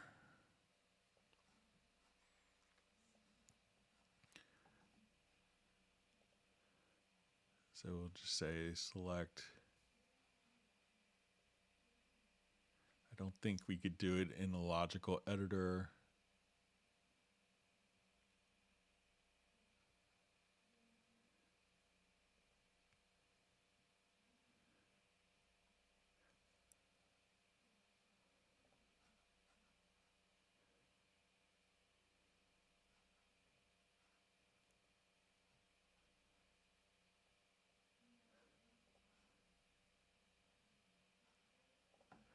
Okay, so if you kind of know, maybe like, you know, let's say if I wanted to do this, and maybe like these tracks are spread out, I could come over here.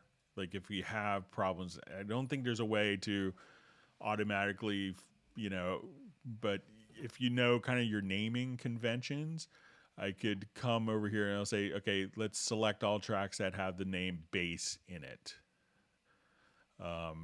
So, or tracks that have audio in the name.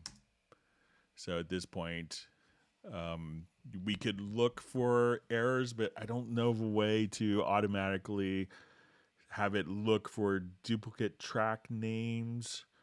But you could select, you know, if you know that it might be problematic with this, you know, it doesn't have to, you know, equal to audio, but equal to audio, it could just contain. So like here we have audio 0, 2, 0, 3, 0, 4. So if you have bass 1, 2, 3, 4, 5, that maybe you could narrow it down using kind of a project logical editor preset. And you might be able to just, if you click on the search or just control or command F, you could probably see kind of a list of all of your tracks. And I realize that if you have 3,000 tracks in your project, which some of our users will do, that that could be a little problematic, but try that. Just to select like violins, but as you work with this, you realize that you'll probably start to have very specific naming conventions as well. Like some people always call it kick, K-I-C-K. Some people always call it K-I-K, or bass drum, or BD. So.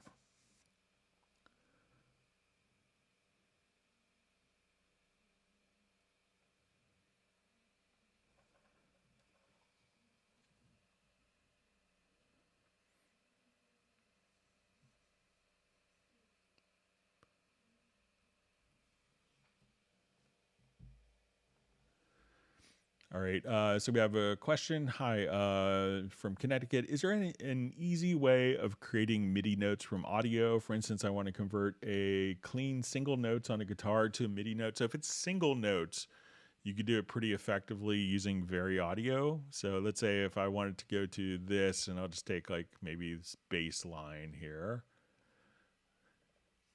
And I will just go to Very Audio here. So we'll go to the Very Audio tab. We'll have it do its magical analysis. And then under functions, we can say extract MIDI. And we could just have this go to a new MIDI track. So now, if I wanted to look at the MIDI data,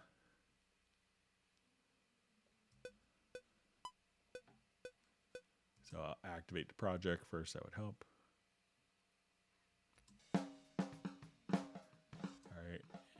Let me just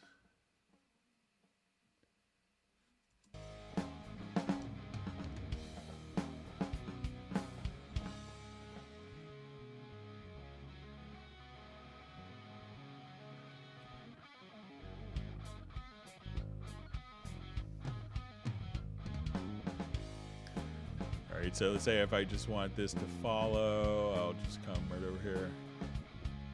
So this is the bass line.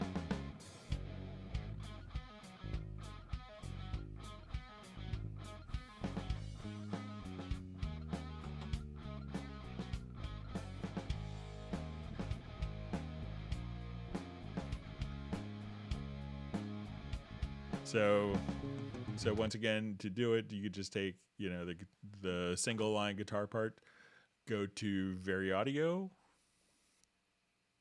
do the edits, and at this point, just go to functions and extract MIDI.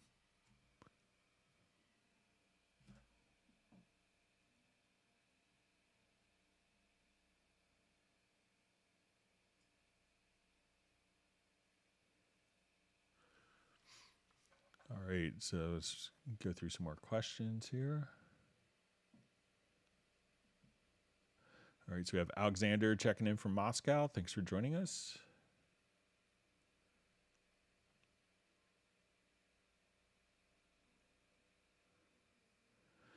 All right, so we have a question. Says, I have problems with the CPU average, for example, with Guitar Rig or other third-party VSTs.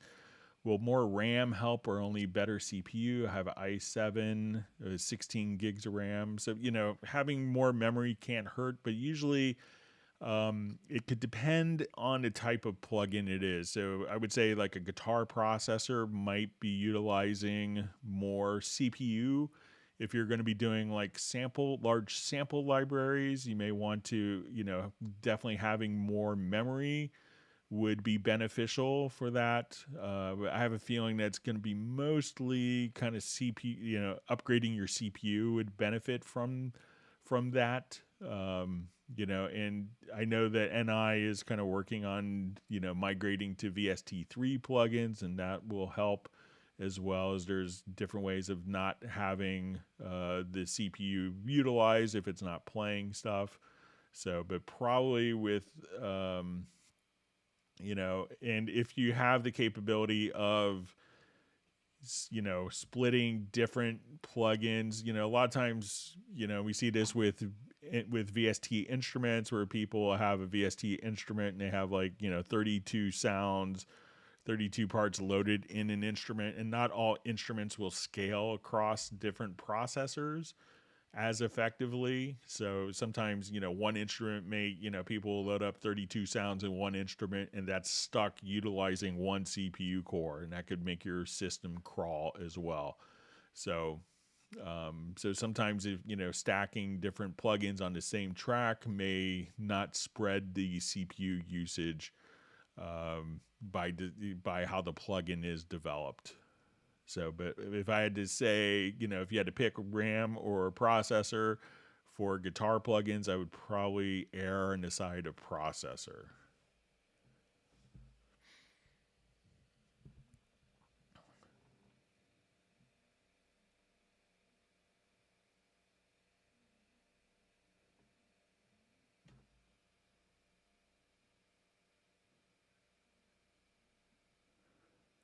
All right, so just see from Michael Teams, howdy Greg, still having problems with the upper line, the file edit, the menus are not responding to mouse clicks, even with no project open. So, you know, Michael, if you want to, I think you have my email address. If you want, I'd be happy to kind of remotely take a look at your system. And I should have some time tomorrow or on Thursday. So during the day, if you want to reach out to me, I'd be happy to kind of take a quick look at it for you over like TeamViewer, something like that.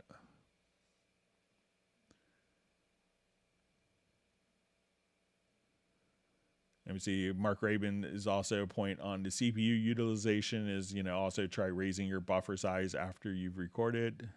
I guess he's already done that. So, or Alice has already done that.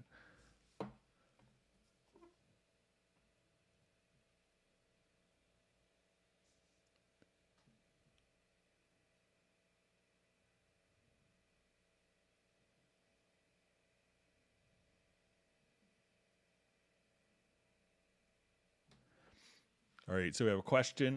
Does group in Cubase sum the sound? So yes, it will. So as we come over here, I'll just revert this quickly.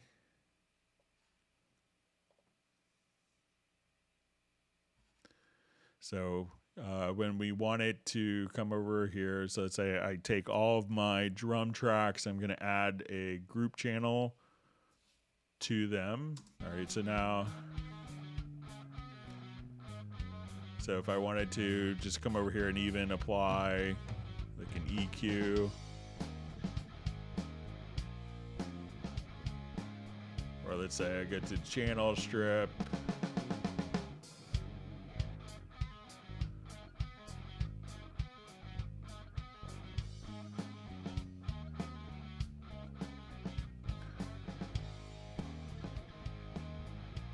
so that's processing the whole, summing all of the drums. Now, sometimes you may not want to do summing, and that's why we have VCAs included. So I could take all of these particular tracks, and now I could assign it to VCA fader, and the VCA fader doesn't sum. So people are like, oh, what can I EQ here? You know, like see my edit channel settings. So the people would often use the VCA fader if there's a lot of existing automation and you wanted to be able to kind of not affect the gain structure of sends. You could just kind of use the VCA fader to kind of, you know, physically move the faders but still retain the existing automation. But group channels do sum the signal that's sent to them.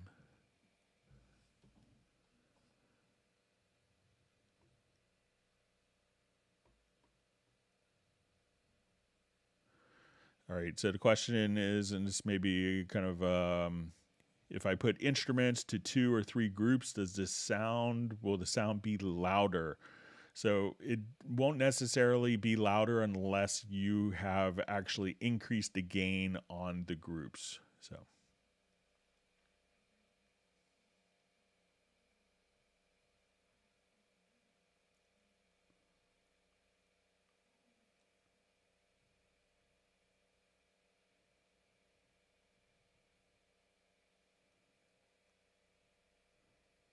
All right, so we have Ubukun from Nigeria joining us again. Thank you for being a part of the community today.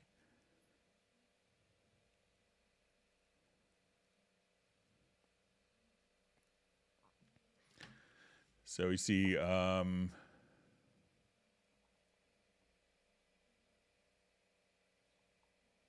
my chat field just jumped on me.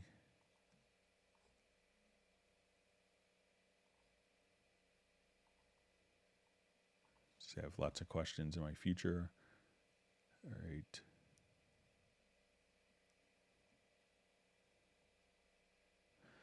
All right, so we just see from Cubase 12. Where is it, Greg? You should do a hangout before release, please. So we'll probably do, I'm sure as soon as Cubase 12 is out, that we will do kind of a dedicated live stream once it's out. So we don't necessarily, like to do the whole, teasing features so much in advance. So, but when it's out, trust me, we'll spend a lot of time on Cubase 12 and answer all of your questions on it.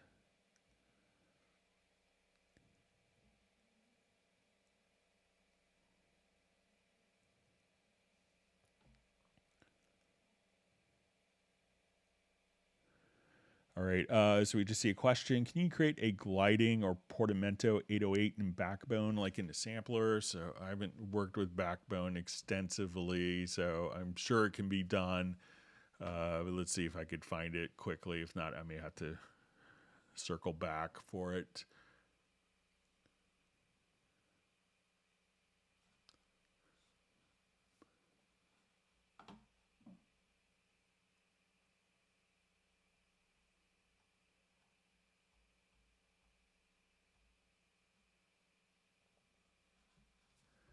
All right, so say...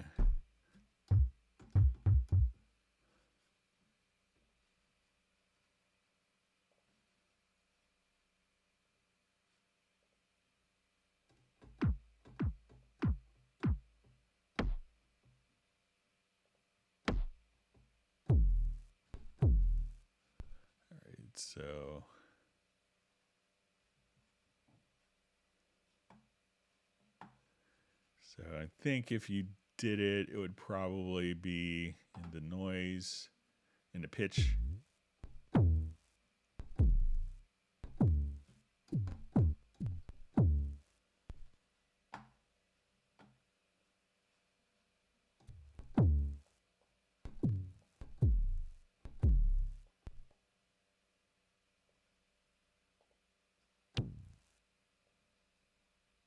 Then you could probably just come over here and activate glide. Let me just see. So I think if you activate the glide here,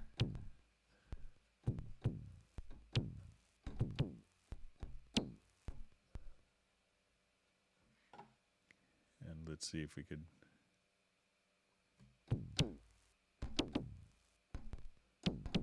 So you could hear there. So just activate the glide mode. So once you go into the pitch envelope, and then you can just come, so let's just come here and say we'll adjust our envelope amount, but just double click here.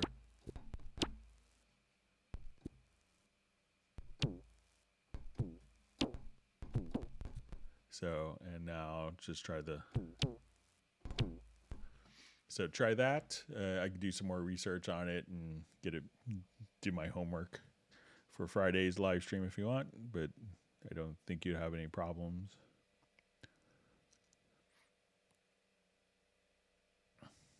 All right, so we have Brian Sawyer checking in from Wilmington. Thanks for joining today. So see, do we have any dates for Hangout on C12? So I think the Hangout on Cubase 12 will be the next live stream after its release. So that's when we'll do it. So I'm under a non-disclosure agreement from a northern German company, so I don't want to get them upset. So, and they know I talk to, tens of thousands of people a week. So,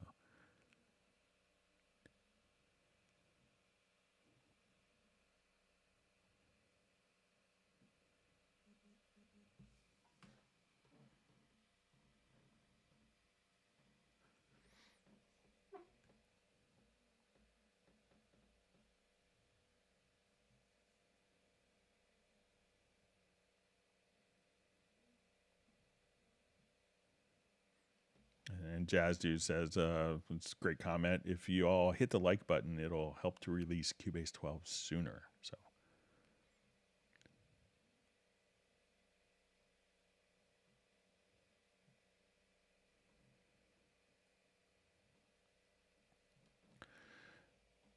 okay, so I just see when rendering MIDI channel, contact MIDI channel 3, for example. Sometimes the renderer crashes, and yes, I have a 10-second tail. So I haven't come across, crashing on doing a render in place. I don't have contact on my particular on this computer. I have it on my personal studio computer, but if you want to tell me like if there's a particular patch in contact, if you want to email me, I could test it on my system as well. But I don't really have an instance of contact to work with. But if you want to email me at clubcubase@steinberg.de.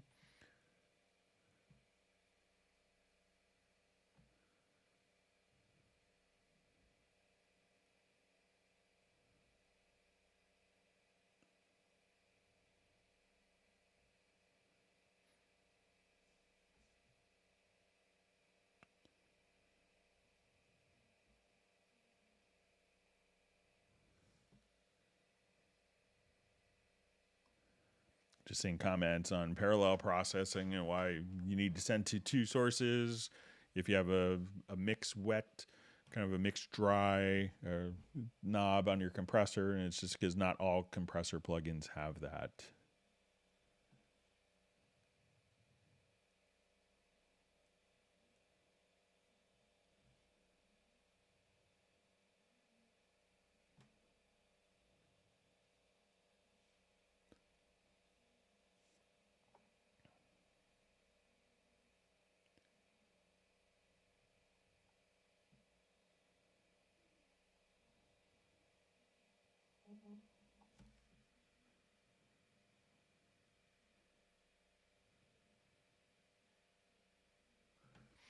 All right.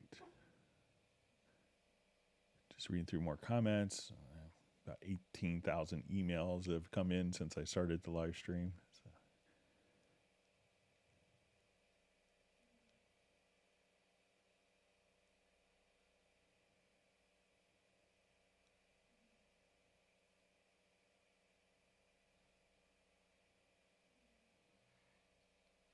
Okay.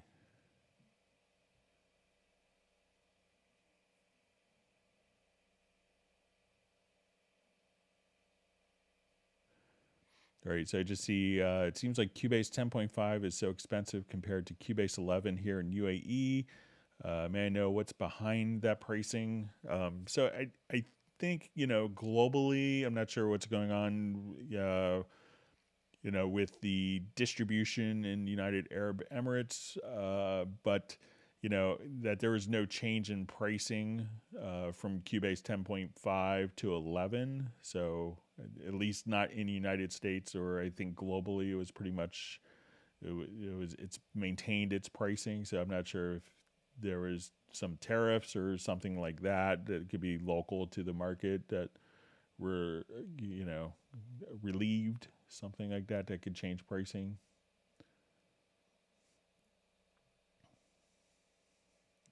See, Michael Teams is saying, I need my studio repainted. Do you think that is in the logical editor or somewhere else? So maybe in Cubase 12. Just kidding. Anyway.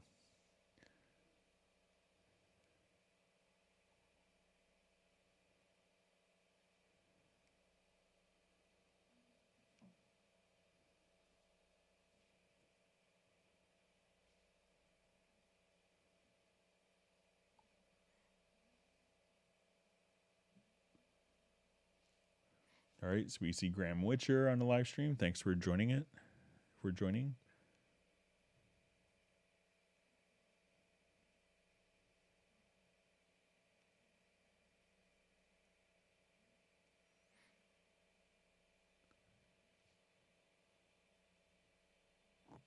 See people speculating on a percentage or what they know about Cubase. So I'm trying to increase mine every day.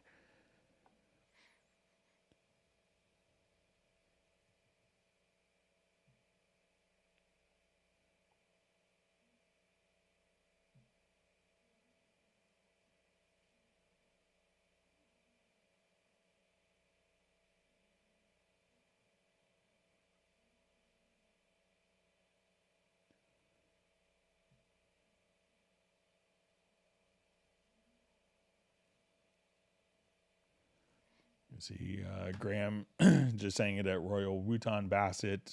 Sure is cold tonight, but nowhere near as cold as the guys in the U.S. and Canada have been enduring recently. So, yeah.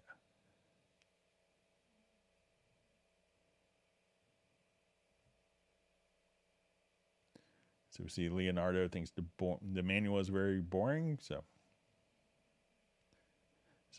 there's a lot in it. So most manuals aren't page turners. You know, you're not going to replace a best-selling author, but you know they have different purposes. But that's why we do these live streams.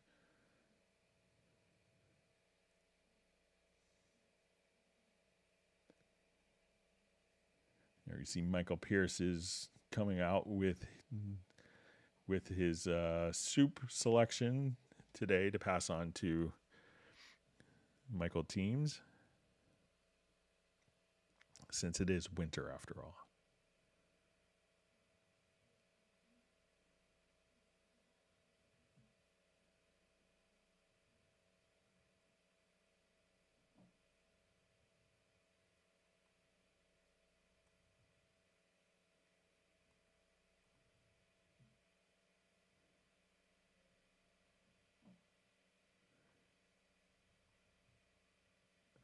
Okay, still reading through comments.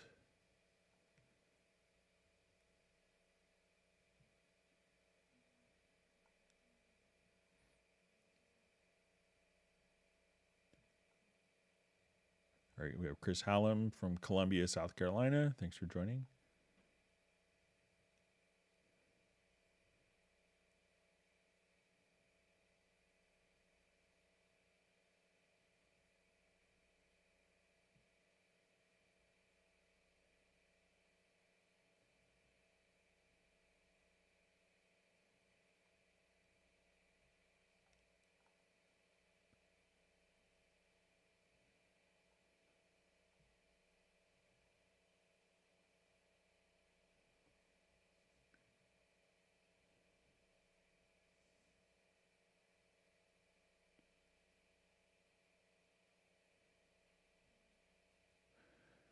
All right, so we just see a question.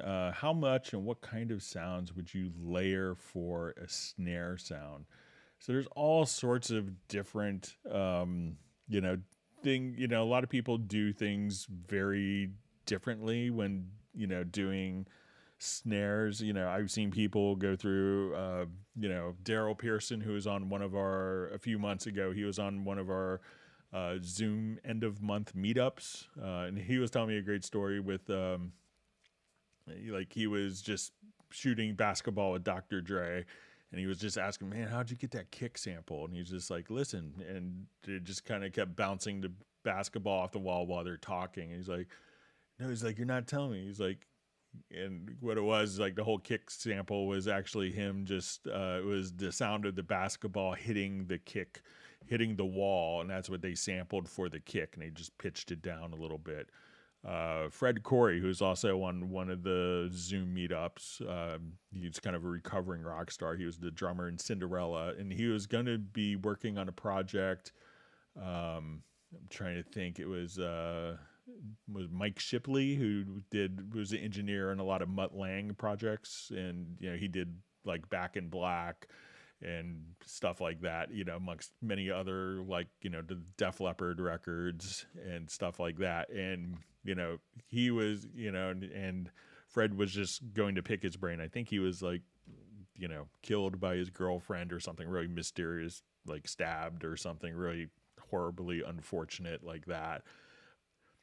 But, you know, and Fred was telling me he was picking his brain about different things to load into snares. And he was like, oh, you know, Back in Black by AC/DC, everyone thinks it's live drums, but it's all samples. And there's like, you know, 8 or 10 different samples that were layered in old AMS delay and reverb units that had sampling capabilities. So experiment, you know, find stuff that you wouldn't normally use for a snare and use it for a snare and just layer it in, you know, and you could have 32 different layers inside a Groove Agent for a single sample. So if you just wanted to, you know, layer up different samples, you know, very easy to go to Groove Agent and just, you know, so let's say, okay, I wanted to layer that up. Let's come over here to different sounds.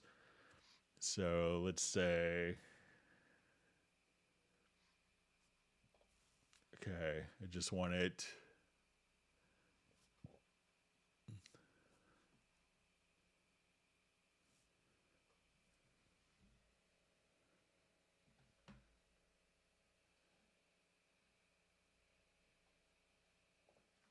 So let's say, okay, now I just want to come over here to snares.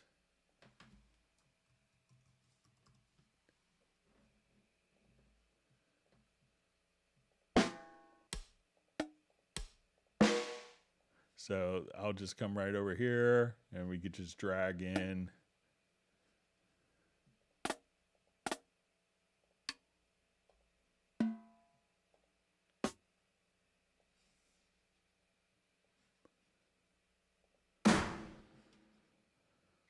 So now, so like, you know, if I just want to take a number of different samples and drag it, we'll just do it to a new pad here. Let me just, sorry, I forgot my. All right, so now I could just come here. But if I wanted to layer those together, I could just say, okay, let's just layer and have those, you know, 9 samples for your snare, you know, and then you could make each one louder. So, you know, or just take this particular sample and tune it down, you know, and you could just kind of do that on a layer by layer, on, you know, a sample by sample basis, or just different notes as you work with. So, you know, just like really don't think of preconceived notions, you know, just take a, you know, door opening, you know, watch Robert Dudzick's videos on sound design. He's done a number of different instruments like inside a Backbone, but, you know, like he's recording every single door. He goes to junkyards and records samples and puts it in stuff. It's amazing to watch him work. So, but check out his videos he does on YouTube. Just incredibly generous with his knowledge and just a wonderful guy. So, but definitely check out Robert Dudzick's videos. I think it's Dudzik. I would check that out. And it's like how I do what I do, you know, just amazing. So.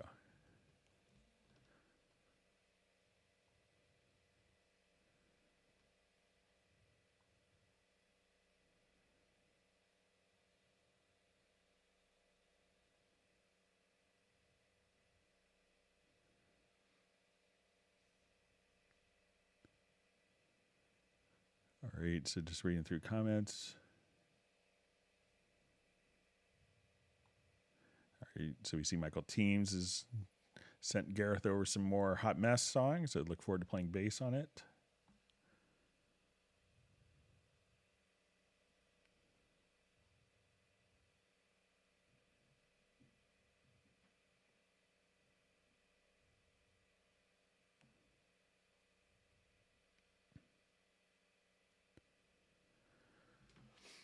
All right, so we have a question. Can you demonstrate more on the VCA faders and how to use them effectively? Okay, so let me just go to project here.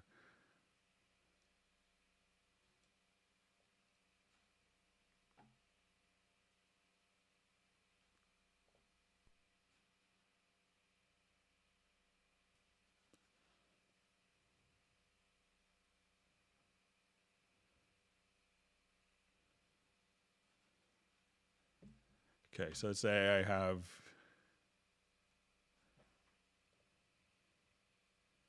just do all my drums here. Okay, so let's say all right, so let's say as we're looking at our drums, we can see that we have automation on our drums. And let's say I want to go to the snare and I want to add more reverb.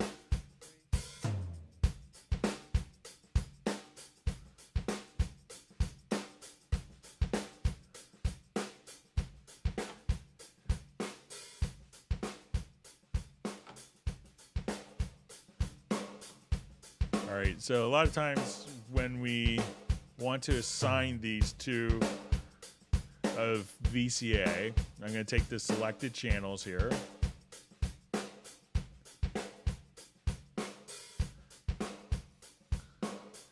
And I'm going to right click and we'll add a VCA to the selected channel. So now I have existing automation. Now what happens a lot is if we had these in a group and I dropped the group, that could affect the gain structure, especially of things going to the snare since it's being summed.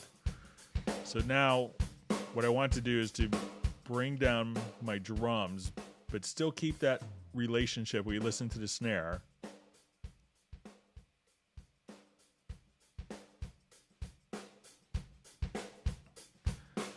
As I change the volume of the VCA, it doesn't affect the gain structure of those effects. So now what we want to do, we have automation that's going up and going down in different intervals, so often in contrary motion. So if I wanted to automate my VCA fader, I could now just bring my VCA fader down. And then while it's going down, we can still see tracks going up in opposite motion. And now when I bring my faders, my VCA up, we can see tracks that are going down, but they're still kind of affected directly by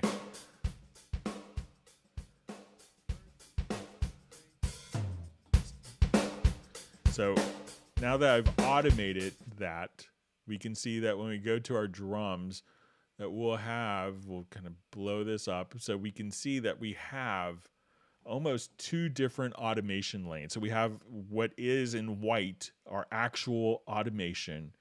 We see behind it the result of the VCA adjustments between those.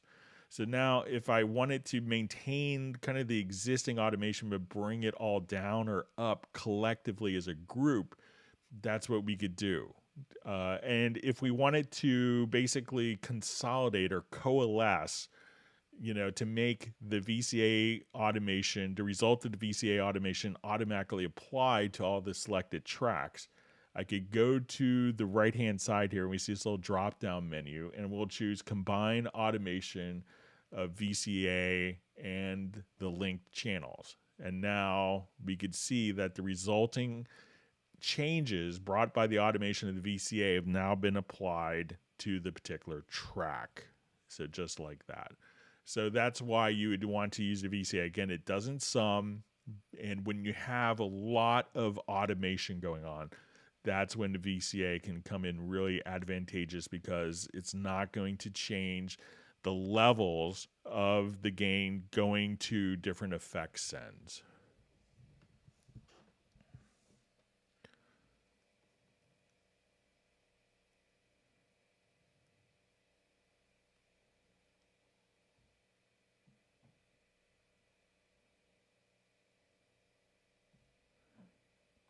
Okay.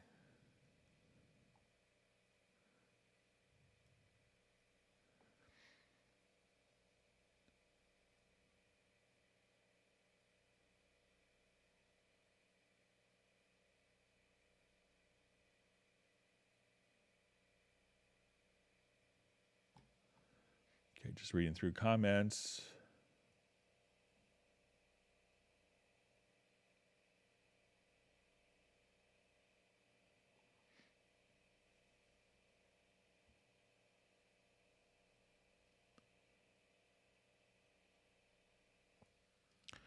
Okay, so we have a question. Would like to know the difference between send and insert effects in the inspector and the effects on channel strip, which can be chosen on every single channel. The same applies to control room. Thanks. All right, so when we do this, like a lot of times, and I see lots of people that, like, when they're first kind of starting off, they may, use insert effects, and insert effects are dedicated to that particular channel.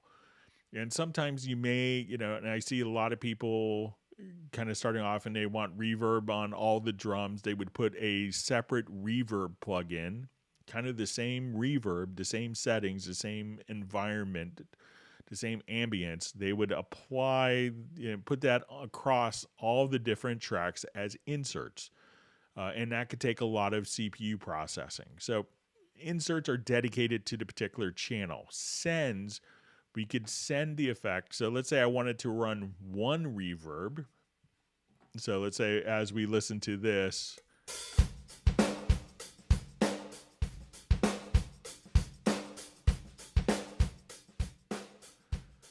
so let's say I want it to now come over to, I have one reverb here. Let's say my,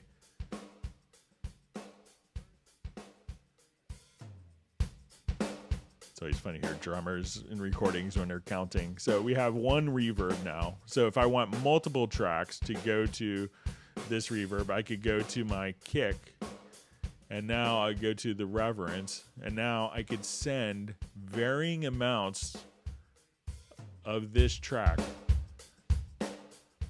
to the reverence. So this way we're still sending the kick and snare to the same reverb, but varying amounts. So let's say I want just a touch of verb on a kick.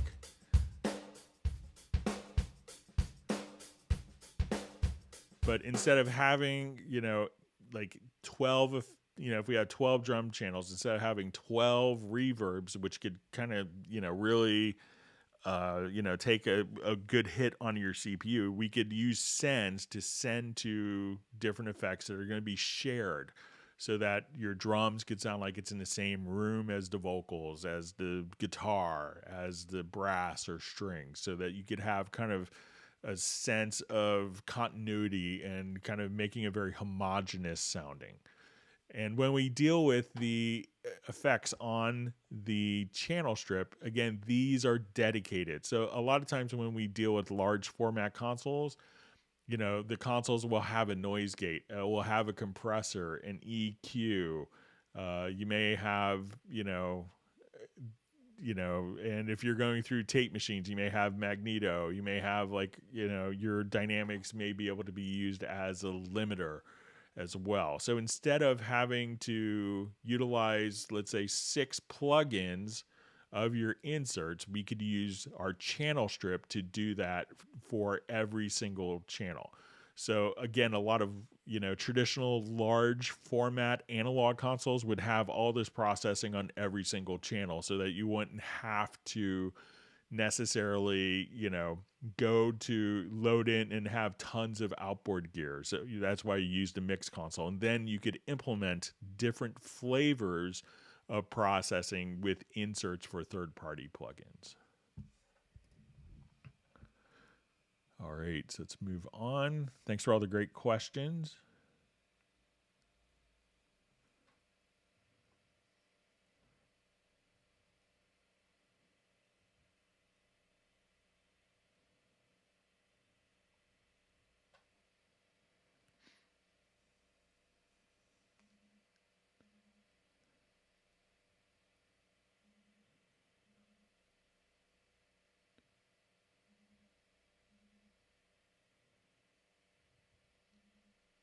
All right,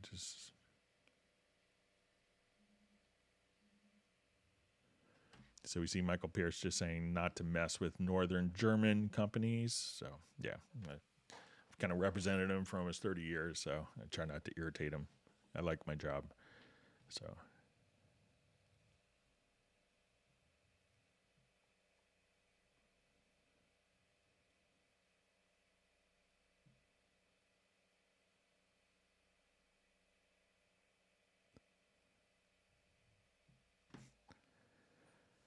See Chris Howland just asking how many of those 18,000 emails I'm getting, or when Cubase 12 is coming out, I wonder. So there's probably a couple, I'm sure.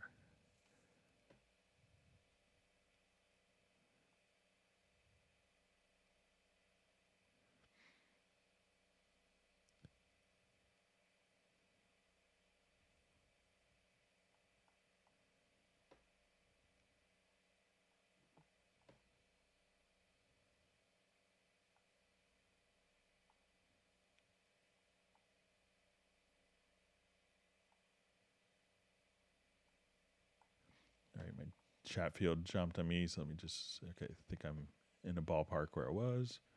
So we see Jeff Sabelski says he may have to upgrade to Absolute 5 to get backbone. The electric bass is also a great instrument as well. It comes with it.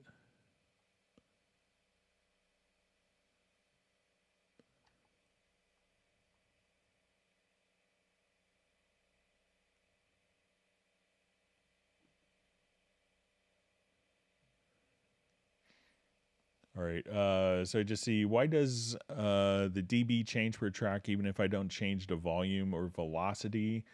It says minus 16.6 max, and when I play it again, it says minus 16.8 max. So let's just see.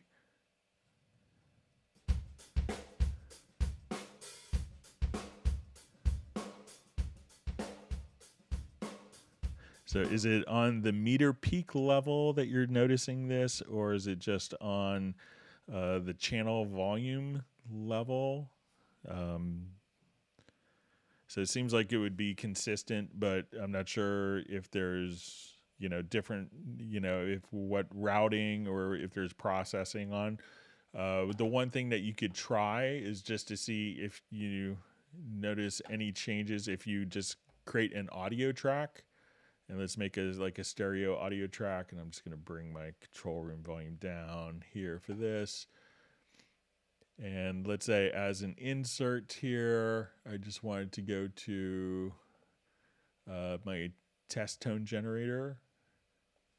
So, and as we listen to your test tone, you can see if there's any changes on that particular track. It could also be maybe where you played it from, if you played it earlier or later, that may account for the discrepancy.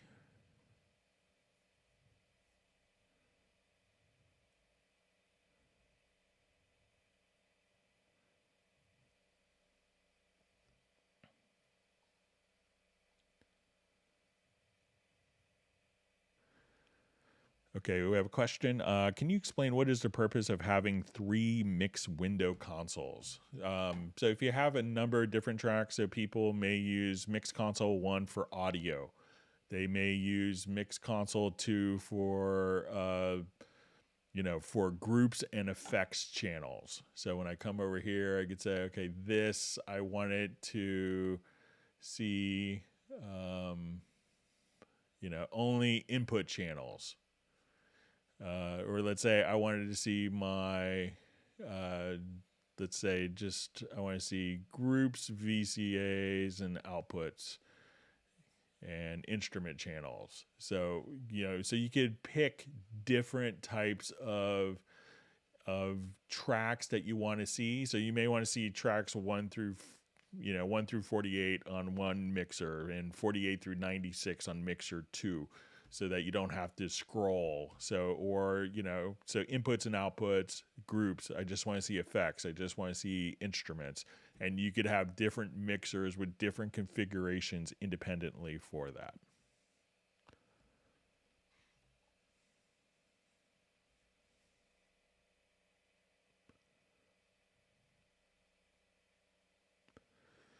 Okay, so we just see a question and see it's directed to Jazz Dude, but I'll just answer for the benefit of others who watch the stream. So if I upgrade my Cubase 11 LE to 11 elements, it says I think 42 euros currently. Will I get a free upgrade to Cubase 12 elements, or should I wait? So yeah, you will get a free upgrade. So since November 10th until the release of Cubase 12, you are entitled to the grace period update. So at that point, you will be able to have the Cubase 11. If you purchase 11 elements now, it is a free upgrade to Cubase 12. So that probably makes sense to do.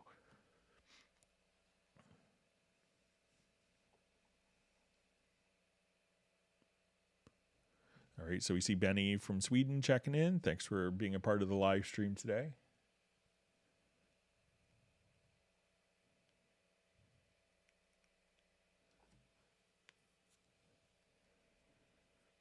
Okay.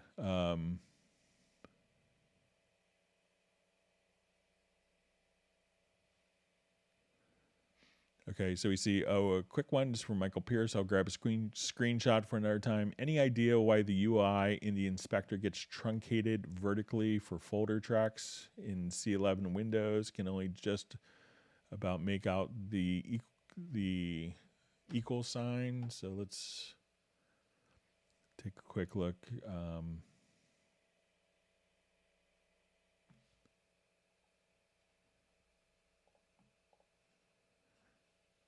So let me just create a folder track here.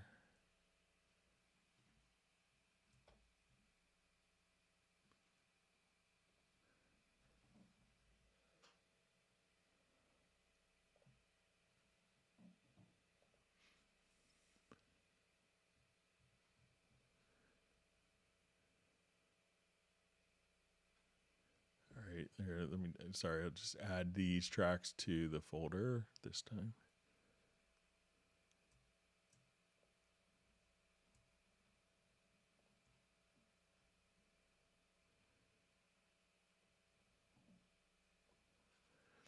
Okay, so now I'll select the folder. So I know in the Mac version that we have this kind of, it's kind of annoying where you don't see all the parameters of the folder versus here. So let me know if that's what you're talking about, Michael Pierce. And if you want to email me a screenshot, that'd be great.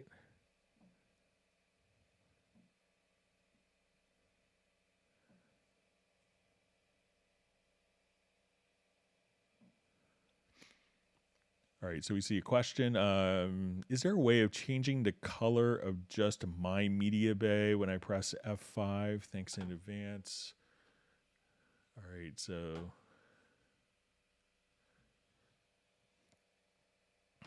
let's see if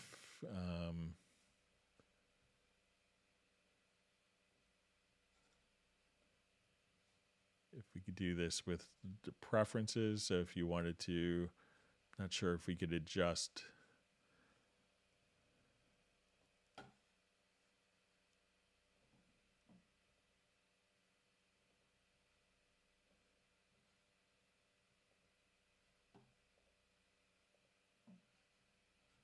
Yeah, it doesn't look like that's customizable. Let me just try, see if there's another preference.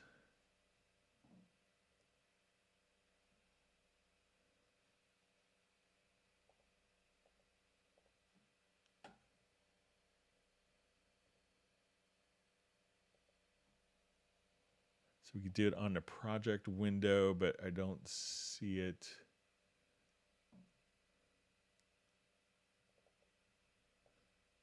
Let's see if it makes any difference here. Yeah, so I think that's kind of a fixed color scheme currently. Sorry about that.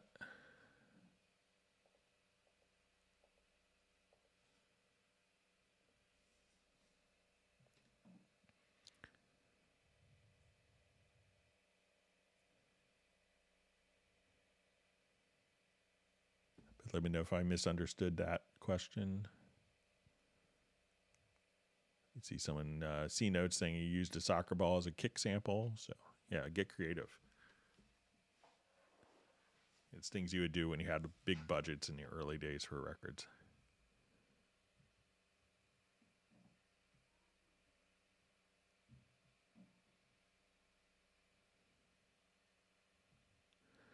All right, so just see a question. After a few dozen move contents applies time stretch in edit mode. The time stretch no longer works. I need to restart the application to get it to work again. Is this a known bug or unique to me? So let me go ahead and just try that rule really quick. See if I could recreate it.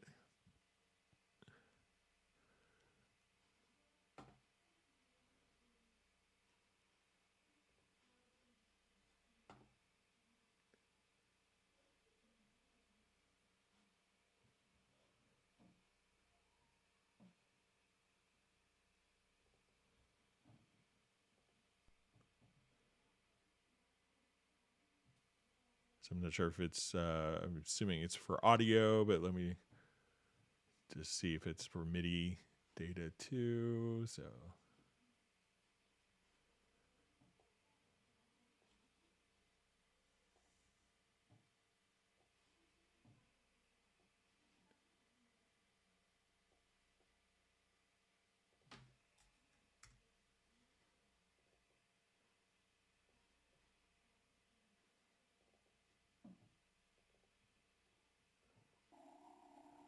Okay.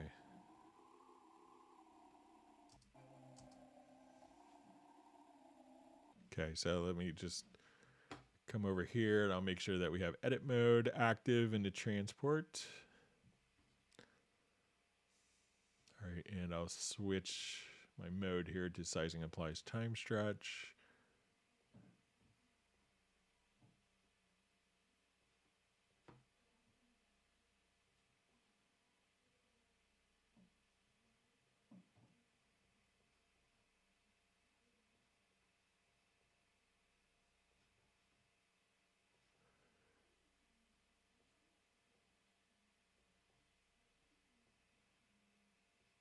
Try from the front. So it seems to be kind of working as expected here. But let me know. I'll try for some MIDI parts as well. See if that makes a difference, whether we're doing MIDI or audio for our time stretching.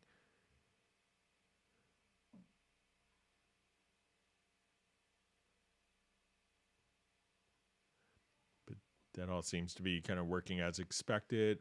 But if you have a particular project that you want to share with me that's causing it, but you could always, one thing to try when you get some behavior like that is maybe to delete preferences. So if you start the program and then right after the program is starting to launch, hold down Alt Control Shift or Command Option Shift and see if you disable the preferences, if that changes the behavior. So this is the Steinberg office, even though most people haven't been there in a long time, almost 2 years now. So miss going there, the Hamburg.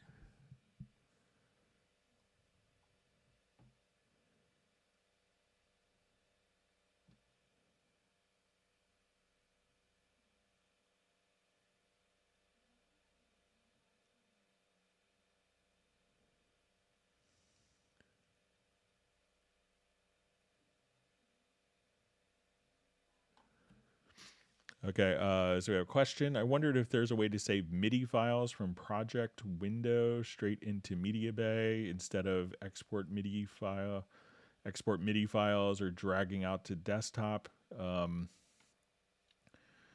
one of the things that you could do is, you could export MIDI loops. So, a MIDI file would contain all of the different MIDI tracks. But MIDI loops would be like the one, if you're looking for like, oh, I just came up with a killer drum pattern or this great clavinet part or bass line or, acoustic guitar MIDI, and you wanted to save that MIDI data with the instrument, which the instrument isn't necessarily recalled with the MIDI file. You could choose to do an export MIDI. You could just do an export MIDI loop directly there, and then you could open that up with Media Bay, but for MIDI files themselves, they would have to be exported traditionally. So.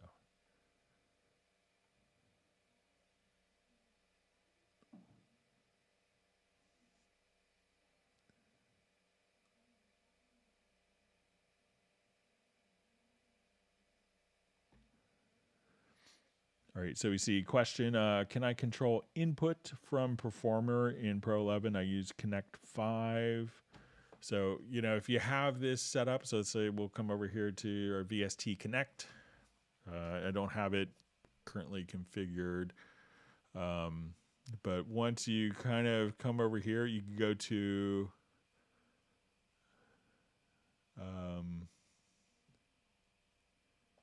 so I think if you go to this window here, that you could change the input settings for the person directly from the VST Connect here. So even if you wanted to come over here, so if we click on the Performer tab, so here you could change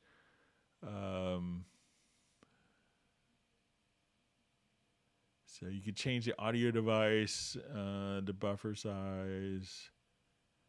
So I don't have it connected. I don't have my second laptop turned on, but you could change the audio driver here, and I think that once you have it set up, you might. So I think that you might be able to, but I would have to check just to make sure. But I know you could switch the audio device and the buffer size and different elements like that. But I would have to check just to make sure that you could switch the inputs, but it's usually pretty easy to tell someone to move their connection, plug into the other input or plug into input 1. That's usually pretty easy to get across.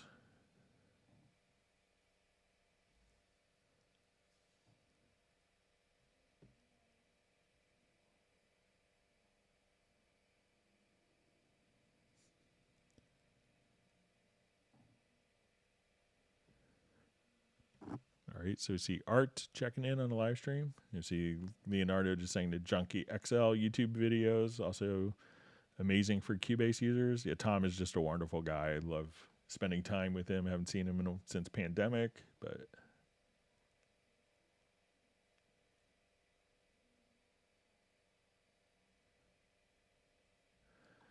see Graham is just saying, wow, I never knew that you could take loads of samples and chuck them into one pad in Groove Agent for layering. So yeah, it's a good trick. And it allows you to try random things as well. So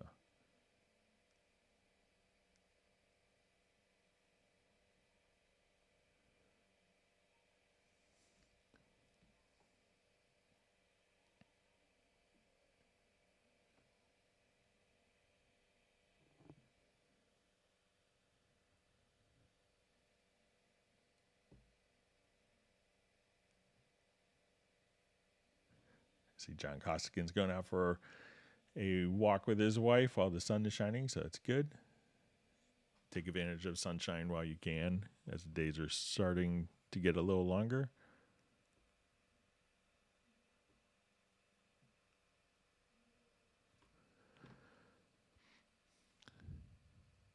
All right, so I just see my current email is almost full, and I was wondering if I'm able to completely switch the email I use for Steinberg and Cubase e-licenser accounts. Is that possible? So, yeah, I mean, you can, but you should be able to, maybe delete an email or something, or but you can, you definitely can. Sometimes,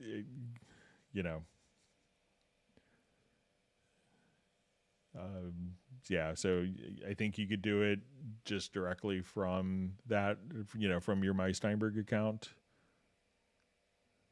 But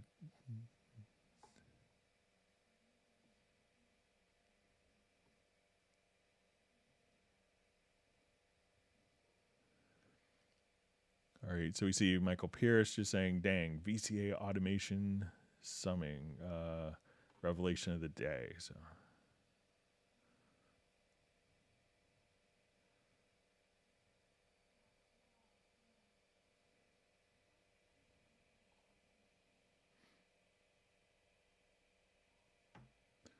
Michael Pierce saying he thinks he knows 31% of Cubase. That's great. It's kind of like a mountain that never, no matter how long you hike up the mountain, you just get to the next, peak and realize that there's a different peak ahead of you. So,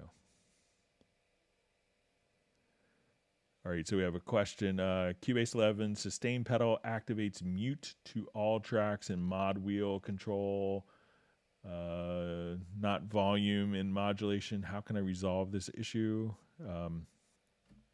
So it could be that when we go to your studio setup, if you have this is probably going to be a remote controller that's doing this. So you may have something that's like a generic remote, or let's say if you have a Mackie control, sometimes these devices will take incoming MIDI messages and then be able to translate them.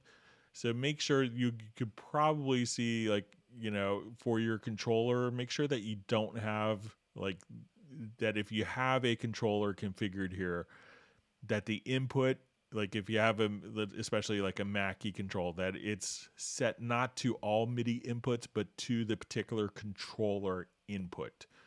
Because if it's set to all MIDI inputs, the Mackie control may take a MIDI CC64 message and, do something based on that, incoming MIDI message. So this incoming MIDI message triggers this command. So if it's set to all MIDI inputs and you have another device that's sending the same MIDI message that the Mackie control is expecting to see, and the MIDI input is set to all MIDI inputs, you could kind of, take that incoming MIDI message and tell it to do different functions. And we could do kind of the same concept for generic remotes, where we could say, okay, here I want my sustain pedal to do this function. So maybe come over here and just check the remote control setups. And I bet it's going to be one of those that will be set up kind of erroneously.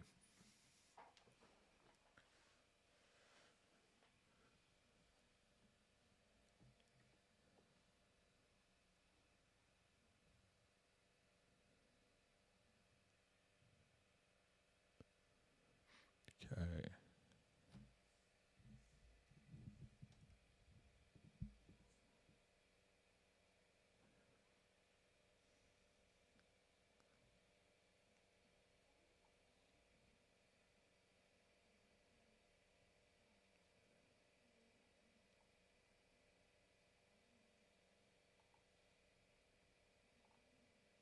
I just lost my spot, so I'm just going to find my... Okay, so I think I'm close.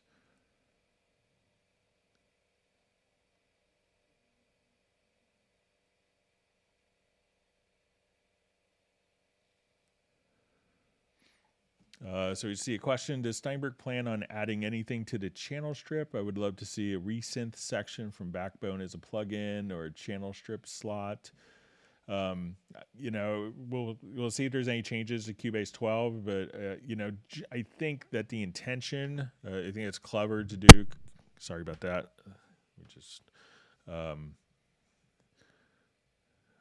So I think the intention is to kind of mimic, to kind of give the same type of environment that people expect from a large format console. So I haven't heard any discussion of that, but I'll definitely kind of pass it along.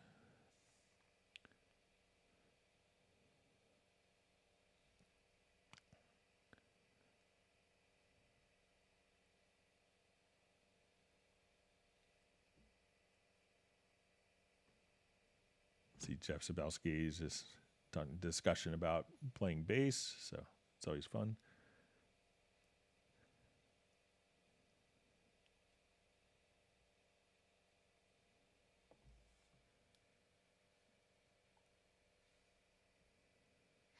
Okay, so we just see a question. Hey there, I own Pro 11. I'm attempting to do the full switch. One thing I can't figure out is how to do dual mono, multi-mono for plugins that may not have it built in. So, you know, one of the things that you could do is, let's say, okay, I have this file here and I wanted to do, and this is kind of, this could be a bit of a workaround, I realize. But what you could do is, let's say if I have an insert and it's on a stereo track, and I wanted to have, let's say, you know, compressor 1 and compressor 2.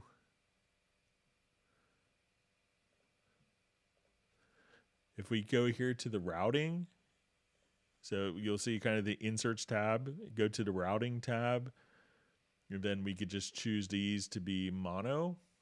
And when you double click here, we could just now say, okay, this is going to be in the right channel for this compressor is going to be on the left channel, and now we could apply dual, you know, we could apply a compression on the left and the right independently. So, but it's probably not exactly the workflow that you'd want, but that will kind of get you to the end zone as well. So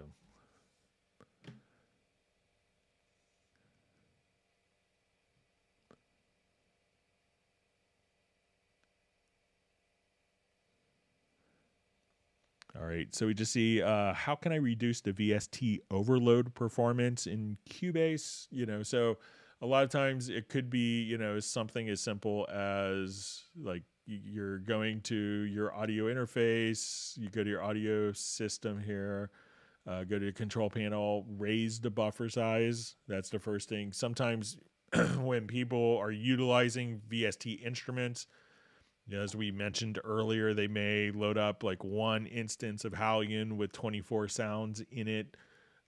Make sure that when you're doing that, that the instrument can scale across multiple cores. So a lot of instruments, if you're running them multi-timbrally, where you're running more than like one MIDI sound, like spread across different MIDI channels, that one instance may not scale across different CPU cores. So those are a couple things that you could do.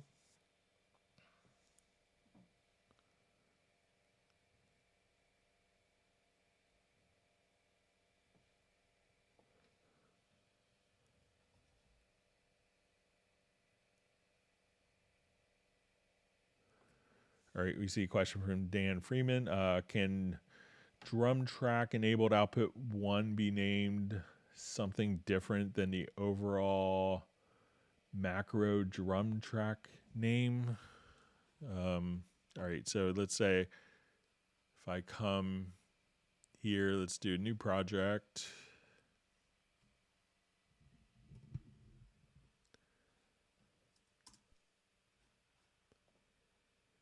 All right, so let's see if I understand this correctly.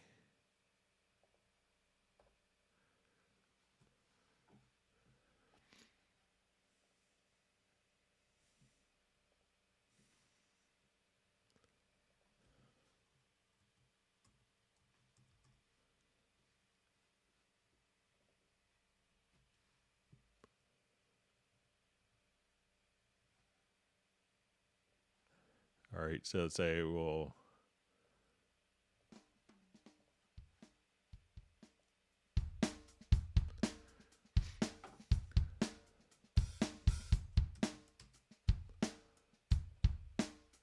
so I'll just have different outputs here. So sometimes if it's for the plugin, it may actually be fixed by the plugin and defined by the plugin. But let's say if we have, I'll activate a couple of outputs here.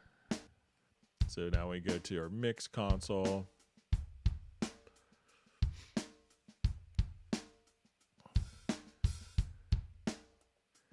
So you see this is out 2. So when I go to like my virtual instrument, I think this is what you're referring to, Dan. So say if I come here to out 2, I could just call this. Someone says I just type Russian a lot, but so if you just double click in the name of the output tab, that you could, and then that shows up in the mixer. So let me know if that is kind of what you want it to accomplish. I'll just reread it and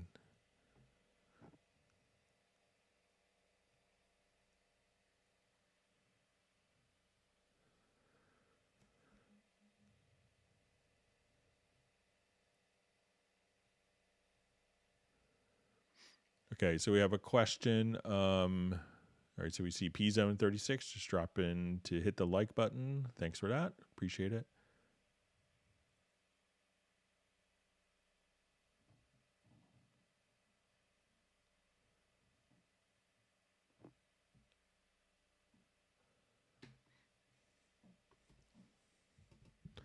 Okay. All right. So next question from Jeremy. I feel silly for asking because it's probably been covered a bunch of times over the years, but sidechaining, having trouble wrapping my head around it. Okay. So it's no problem. We'll take a look at it.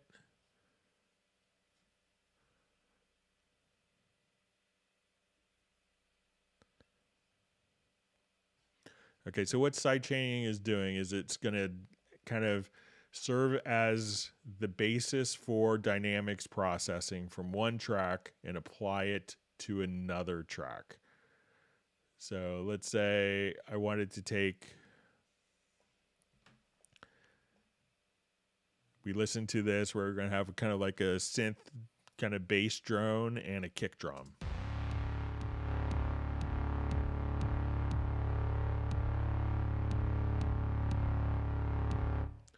So what I want to do is every time that I want to make the kick more prominent.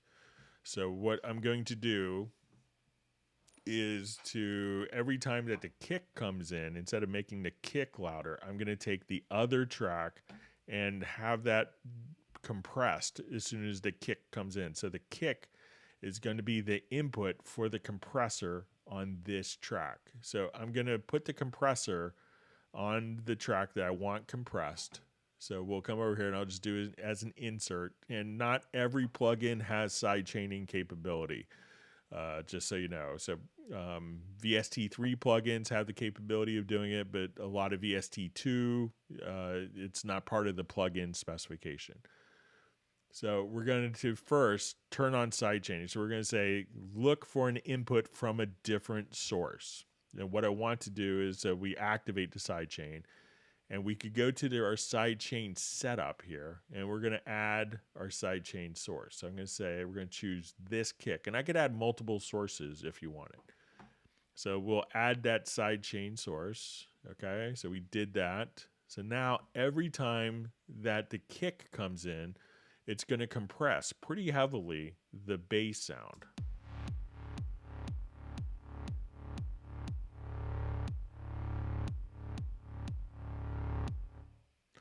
So that way it's not that the kick is louder, but what the kick is doing is kind of controlling the dynamics of other tracks so that that kick comes through the mix better. So once again, we're going to put the compressor or the sidechain source on the track that we want to be affected. So sometimes it seems like the kick is louder, but it's actually the other track is getting softer. We're going to make sure that we have a plugin, and you could just use like the standard compressor. You want to tell it to turn on the sidechain, tell it what source is going to be the trigger or the input for the sidechain, and then just hit play.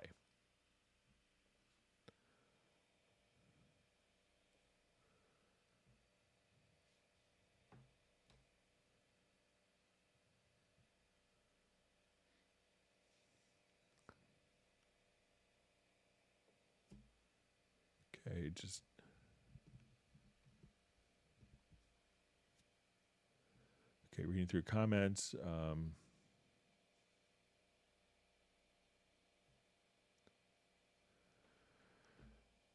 All right, so we see I have 14 mix consoles. Typically, is there any way to have one mixer configuration not automatically include new mixer tracks?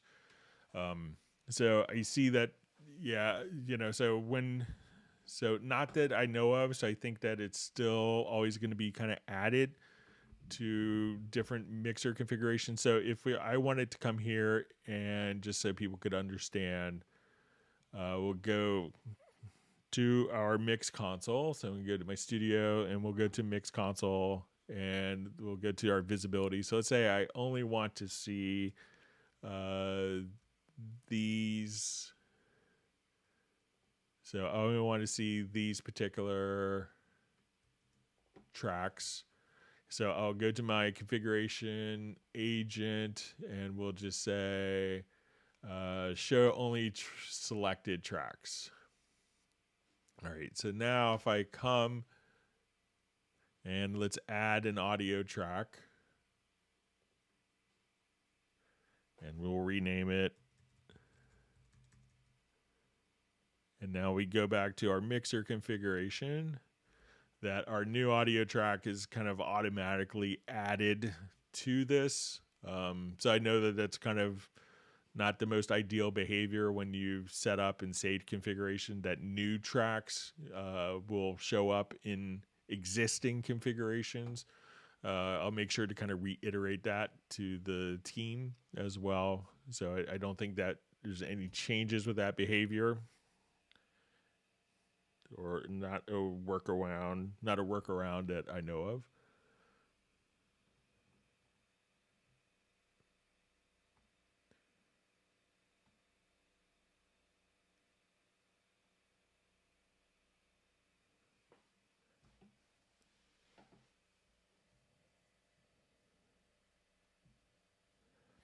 All right, so we see, can you say when Cubase 12 will come out?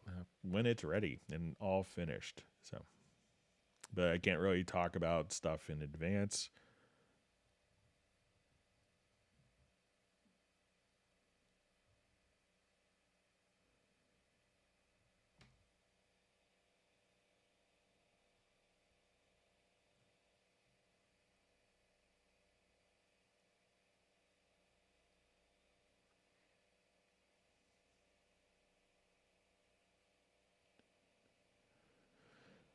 All right, so we see, hi there. What other interesting things can we do with spectral layers besides removing vocals? You know, so if you have, like, you know, the Spectral Layers Pro, I mean, it's pretty astonishing what you could do. I mean, you could do like EQ matching, ambience matching, you know, and, you know, if you have like just like the Spectral Layers 1, it's like really good for doing a lot of, so we go here, you know, like taking squeaks out of guitars. That's when a lot of people do spectral editing, where it's like, you know, someone recorded a guitar, maybe their microphone wasn't placed so well, you know, so, you know, other noise reduction, you know, like, you know, deep leading. So like, let's say you have tracks that you wanted to, like drum tracks, and you wanted to actually just take, like, you know, the kick out of a bottom snare mic, you know, you could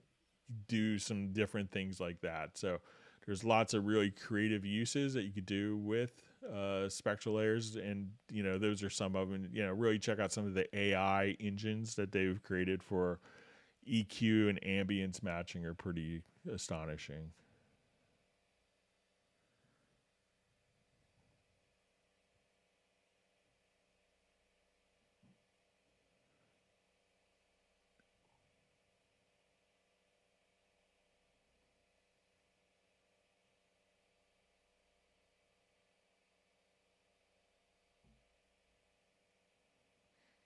All right, so we just see a question. Hi, Greg. If I render in place to Steinberg Electric bass VST, or any VST for that matter, it always renders to a stereo track and not a mono one. Is there a way around this? So, you know, it's following the output of the instrument. So the output of the instrument is stereo. So, you know, that's why it's rendering. So, but let's just take a look and see if we could have that kind of follow. So, let's do new project here. So I think, you know, if we send it to a mono group, that you might be able to. So let's add an instrument track.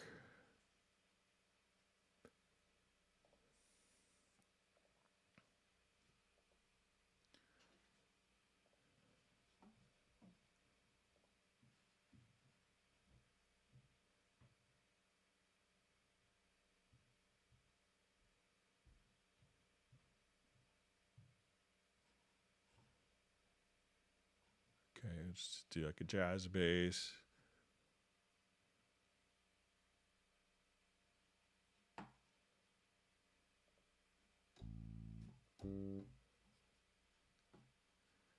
Okay, so I'll just.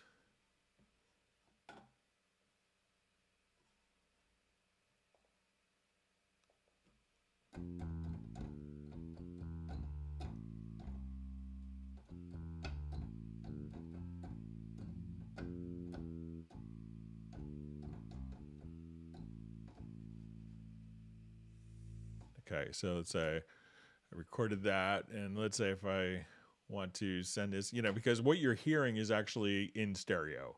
So, so that's why it's kind of rendered as stereo, because what you're hearing is not a mono source, but it is a stereo source as it's going through the instrument. But I'm going to route this, let's say, to a mono group channel. So now as we play.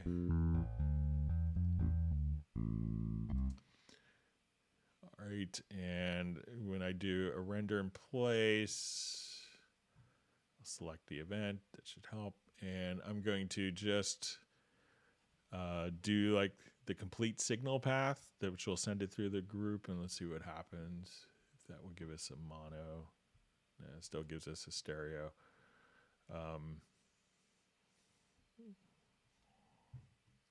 So, it is an actual stereo source. So, if it was routed through a mono output, you could do that, but you could always just do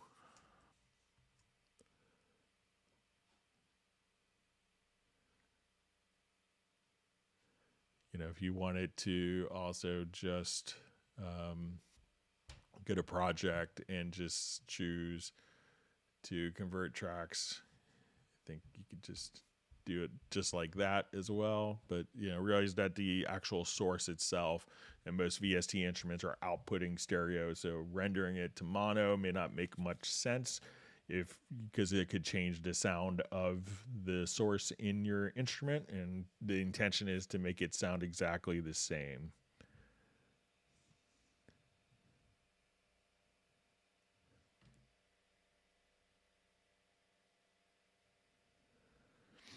All right, so we have a question. Hi, Greg. Is there a way to keep the expression maps to switch to the first slot when pressing stop?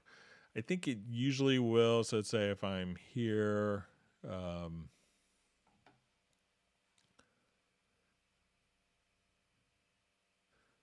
and I will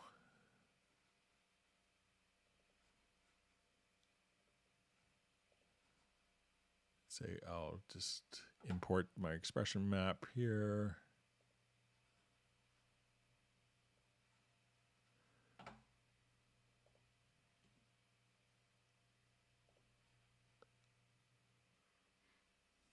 Okay, so let's say I'll start off with sustain, and let's go to slap, sustain pick, mute.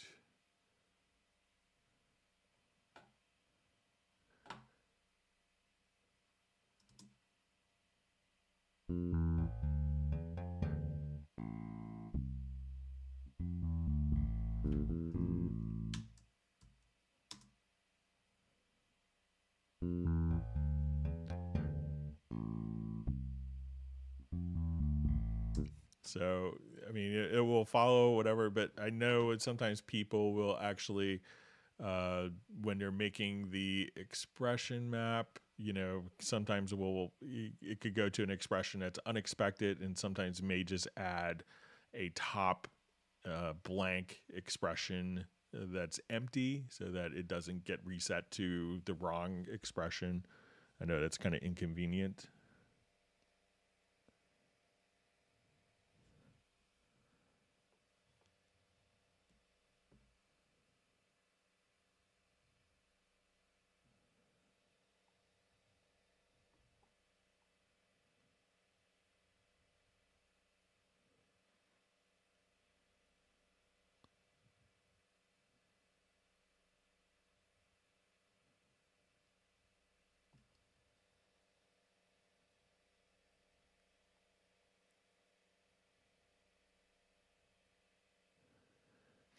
All right, so I just see I've noticed that the video monitor is staggering in Nuendo, but exports in excellent playing condition. So yeah, when it's playing back, when it's playing back, it's the, the video that's playing back is different than the video that's exported. So sometimes, if you're having staggering, it could be like the codec trying to, compress or decompress the video stream for even playback. But sometimes, we will output kind of a larger file size, but, it's a high quality video export so that you don't have to worry about it. So it's actually creating a new video file with that. So that's why you may notice that it'll, may play back differently in the project because they are two different codecs. It could be.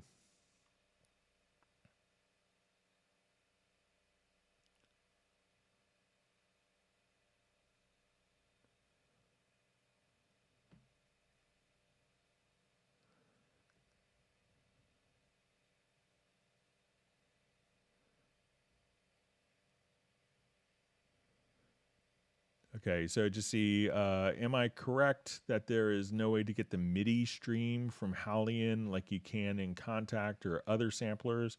So are you, I think there's different approaches. So if you could let me know what the MIDI stream is exactly to you, or if you, like a lot of people may just take MIDI that's being kind of generated in real time through arpeggiators or different MIDI plugin modules, and you could drag those directly in and capture those directly into Halion as well. But if you could let me know exactly what MIDI streams that you want, if it's going to be different, if it's taking arpeggios that are part of the instrument. So let's say if I just want to go to, and utilizing like the flex phraser.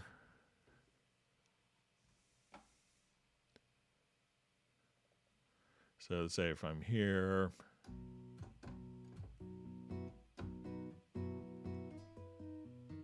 so I have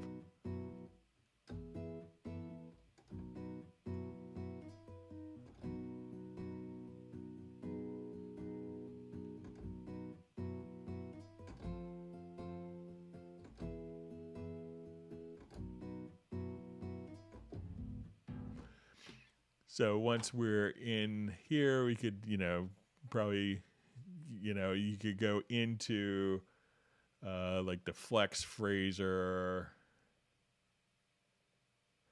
And, once we go like into edit, at this point, we could, I think even within the flex phraser, so I could just come here and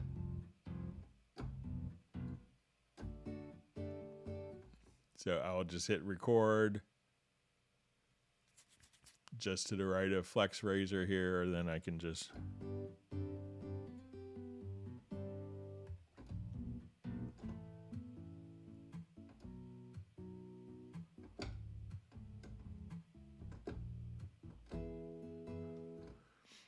and then once we've finished recording, we could drag that part.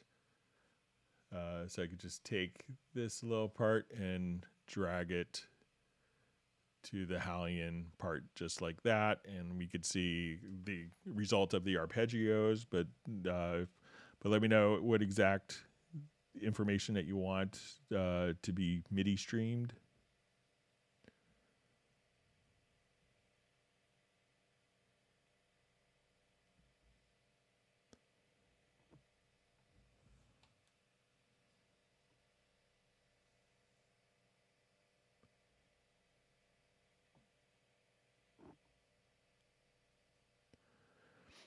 All right, so we just see my chat field just jumped on me.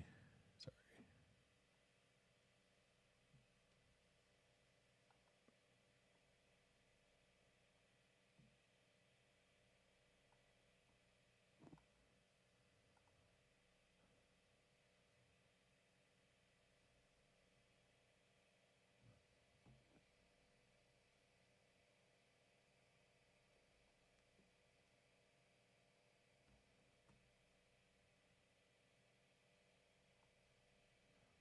Okay, just finding my spot. Sorry about that. My chat field jumped.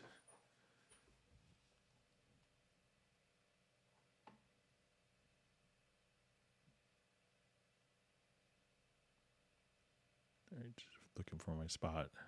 Okay.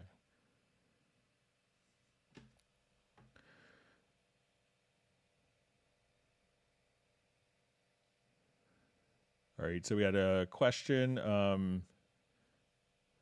Please show how to do multiple range selections on Cubase. I want to select multiple ranges on a long clip and cut all at the same time instead of doing it one by one. All right, so we come over here. Let's say I'll just have a long sample. So I think that, and this may have been sent in as a request. So with the range selection, you know, we could select and you know, so it's not like I don't know of a way to select, you know, it's kind of one range selection as opposed to multiple range selections, but you could easily kind of come over here and select, sorry, wrong key command. So there isn't a way necessarily of like holding down shift and selecting multiple ranges. It's going to be kind of one range selection there. So if you're looking for the capability of saying, okay, I want that range and this range and that range, probably the range tool isn't the best choice for that. So there isn't kind of a Cubase functionality for that, but we'll make sure to pass it along.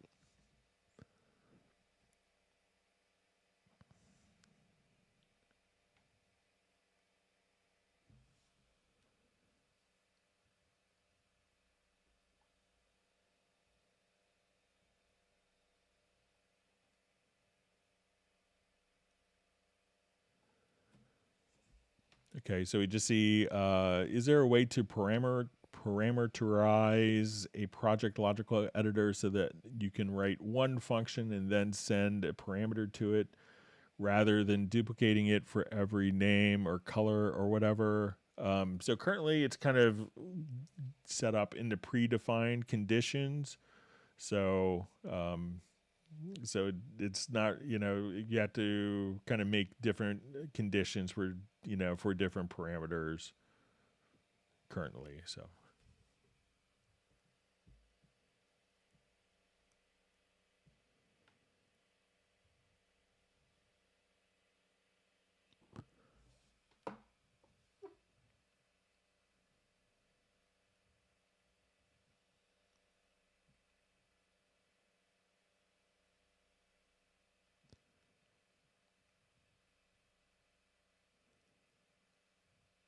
Okay. All right, so I just see any news on an updated version of the CC121. So nothing that's been announced. You know, the CC121 was kind of a victim of parts supply shortages. So with not being able to get components for it anymore. So it's, you know, controllers can be very tricky, but nothing that's been announced. So I've been involved in some discussions, but nothing that's to be announced. So just kind of brainstorming ideas.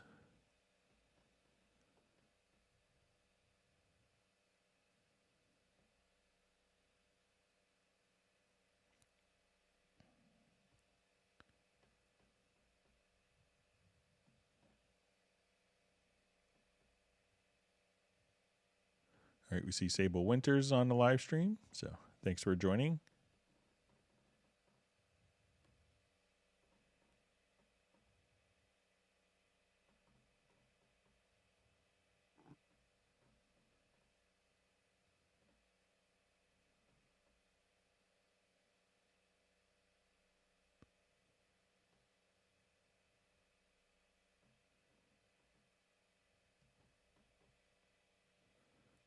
Okay, seeing discussion of different weather in different locations.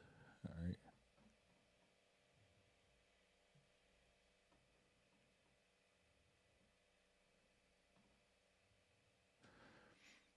All right. So you see question. When I'm working with different clients, they have MP3 instrumentals, but I'm having a hard time to get to tempo for them. Can you help me find the best way to do that? All right.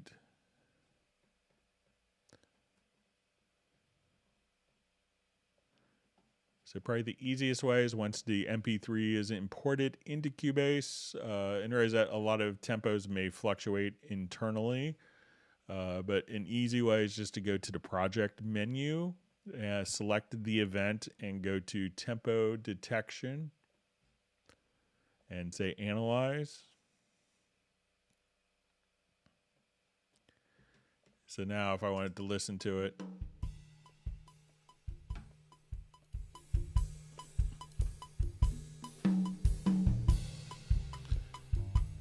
and what you want to do is to actually kind of define like where the downbeat is. So it's figuring out where the beats are falling, and it will take your signature and put it into 1/4. So you want to just kind of switch that to 4/4 at the downbeat. So now when I come here,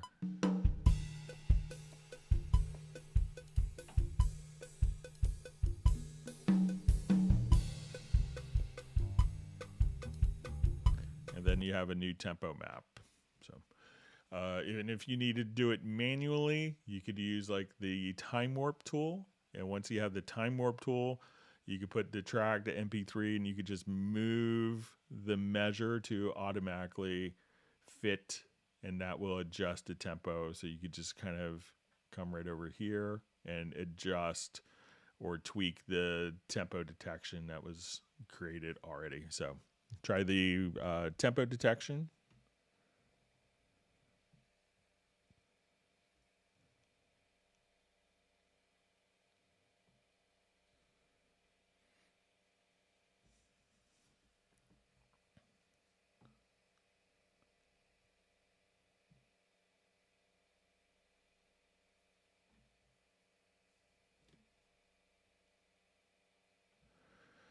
All right, so we see the performance increase in Pro 11 over Pro 10.5 is significant, especially when set to 32-bit.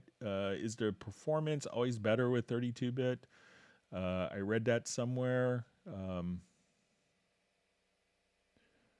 So, you know, every time that there is a new version, it's always going to be, you know, there's always a lot of different things under the hood that go on for optimizations. So now dealing with 32-bit is, you know, so when we're working with, you know, 32-bit processing, anytime that audio is played in Cubase and the signal is altered, you know, like you raise the volume, you know, 1,000th of a dB, at that point, you know, once it's changed, it's not just playing back the raw file and it's being processed in any way through the audio engine.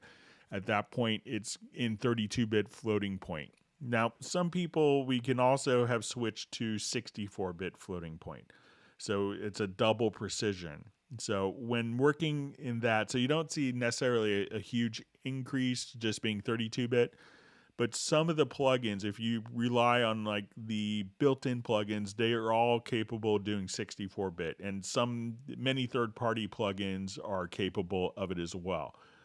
So doing everything at 64-bit, while it sounds like it might be doing a lot more processing, is if you have all 64-bit floating point plugins, and you can see it in the plugin manager, that those plugins, if you have to have some plugins are going down to 32-bit for processing, and then you know, that aren't able to do the full 64-bit, that could take a little more.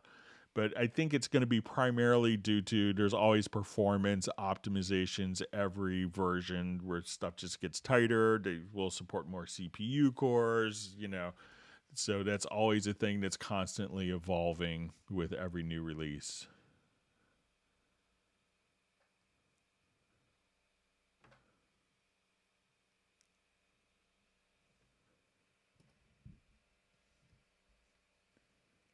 See people enjoying work from home so they don't have to scrape their cars from winter weather. So, yeah.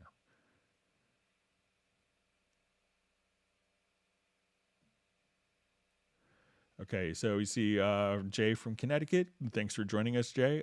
He has two quick questions. How might I set the panning to default to prefer pan instead of balance?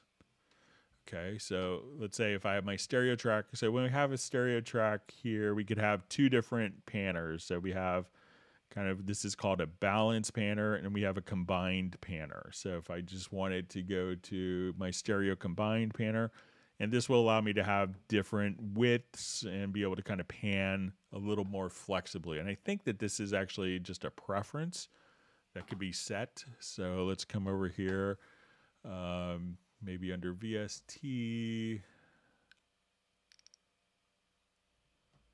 Okay, so default stereo panner mode. So here it's set to balance. You could just come right over here and see the stereo combined panner. So switch that preference, and then when you go back, it'll be just, that will now be the default stereo panner. All right, let's check out Jay's second question. How my tolerances, automation faders, controller, how my tolerances, automation faders, controller, floor, ceiling ranges be set. So if I understand correct, some control surfaces, it used to be like, 0 dB was top, and then it was 6 dB, and then some people got used to 12 dB and couldn't mix or do anything without that. So if we want to set this, if this is what the question is about, go to your project menu to project setup, and then you'll see the volume max. And at this point, you could choose for this to be 12 dB. So, and what that does is right now we can see that our faders have,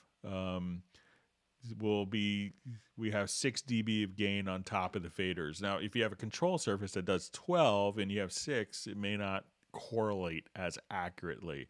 So that's why we would go to the project setup and choose volume max under project settings, and you could set that to 12 dB. And as soon as we have that set, we can now have 12 dB of additional gain on the faders. I'll just switch that back to our default values. Let me know if that makes sense for you, Jay, if that's what your question was about.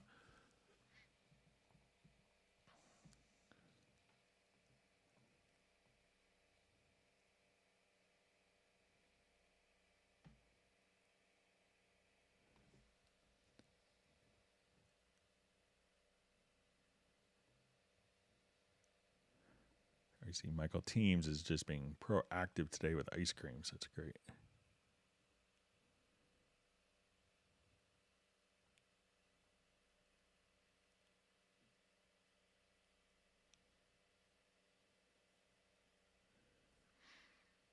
All right, so we see from Benny, I cannot get my reference started. There are no effects in it. Do I need to reinstall C11? Cubase says there is no license. So generally, with Cubase 11, it includes the reference content. But generally, like reinstalling the program will, because reference is basically just utilizing, as soon as we come over here, we'll just show it. And it is a convolution reverb. So that means that it's using samples as the basis and these impulses. So you may just have to reinstall just to get those wave files back.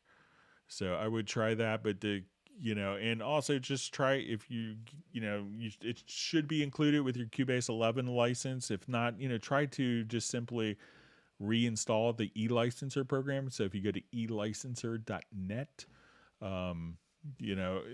that sometimes may resolve the license message that you have.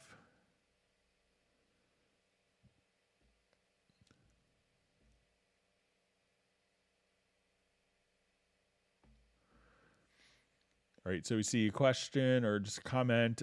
Don't know a ton about Nuendo, but it's supposedly better for scoring, right? So Nuendo is going to have all the features that Cubase has, but it's going to offer some additional functionality for like game audio production.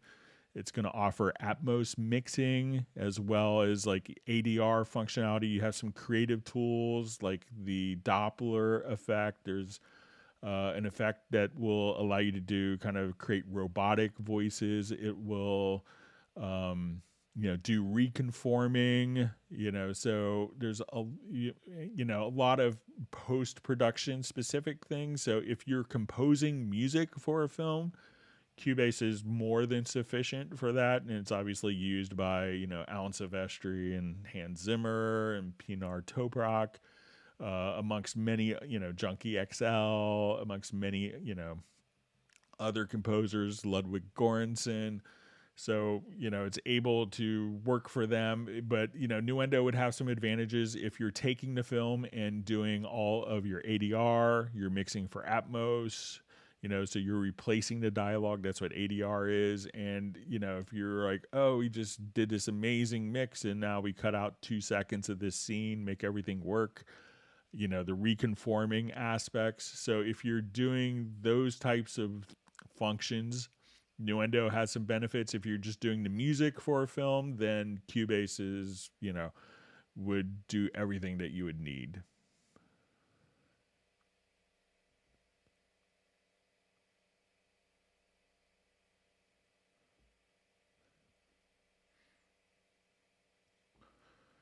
All right, so we see, can you please expand the sidechain use? I got 10 tracks and want all 9 to decrease when kick hits. How do I set up? So if you want all those tracks to be done, send all those tracks to a group. So let's just create that.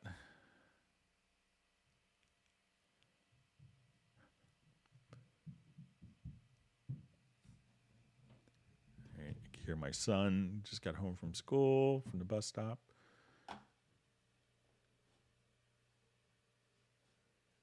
Get to hear how his day was right after the live stream here.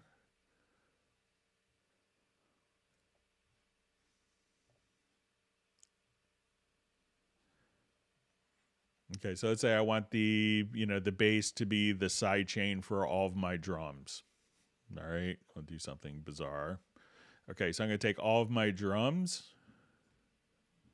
and we're going to send these to a group. So we'll just come here, going to right click, and we'll add a group channel to selected channels. Okay, and we'll make it stereo. And on this group track, I'm going to put the compressor.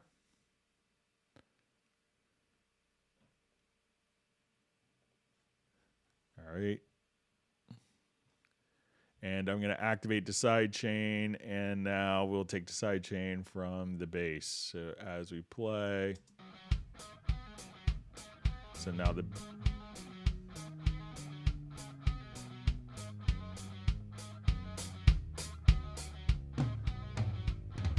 so that's all you have to do is just really, put the sidechain source, put it on a group, and then you could sidechain the compressor that's on the group. Sorry about that. Let me just disconnect the cable real quick. Sorry. Really loud on my headphones.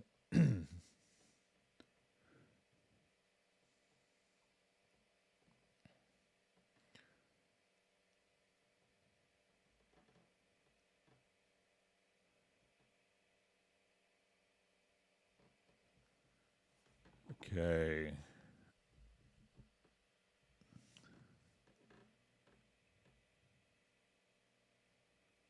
Keep reading through comments. All right, so you see, I want to arrange a piece for string players. I create a sketch on one instrument, then I want to split the notes with automation into those few string parts. What's the fastest way to do it? Okay, so let's say if we could do this like in the score editor. It has kind of a nice explode function. So let's come over here and I'll take, let's say, my piano part we'll look at here. Okay, so let's go to our score view.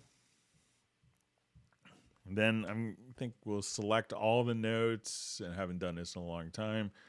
But we'll go to functions to explode. So let's say I wanted to create 3 new tracks. Hit OK, and now we should be able to see all of these parts together. So let's say, okay, I'll just come here, and we go to our score view. We can now see that the voices can be split across, and so we have our bass and treble clef originally, but we could just have different parts kind of split to different instruments like so. So try again to select, go to the score editor, to functions, and choose explode. And when you do the explode, that's when you want, and you want to kind of set, you'll say 2 new voices, and you'll say number of new tracks. So you want this to be less than the number of voices that you want, because it'll keep the existing information on its track.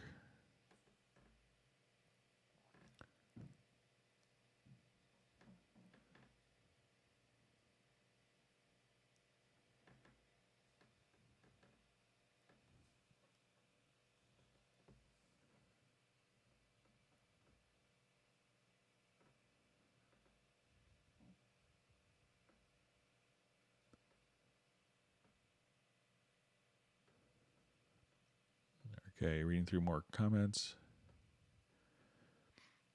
All right, so we see from Ensonic 2008, what kind of Mac do you use? I run, it's about 2 years old now, so we'll just go ahead, and it's an i9 with 32 gigs of memory, so it's just a 2.9 gigahertz 6-core, so it's worked pretty well.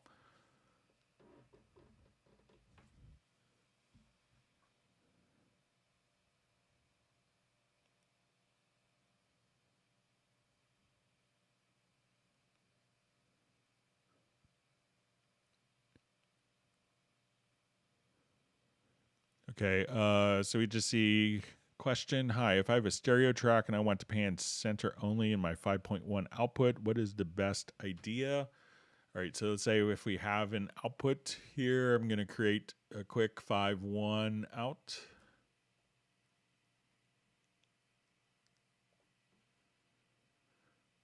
Okay, so let's say I have stereo track here.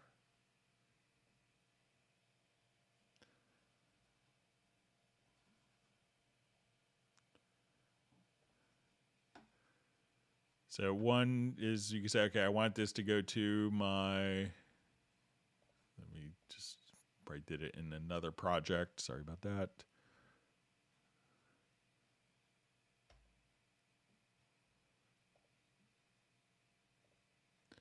Okay, so come here, we can say, okay, this could be going to our 5.1 out.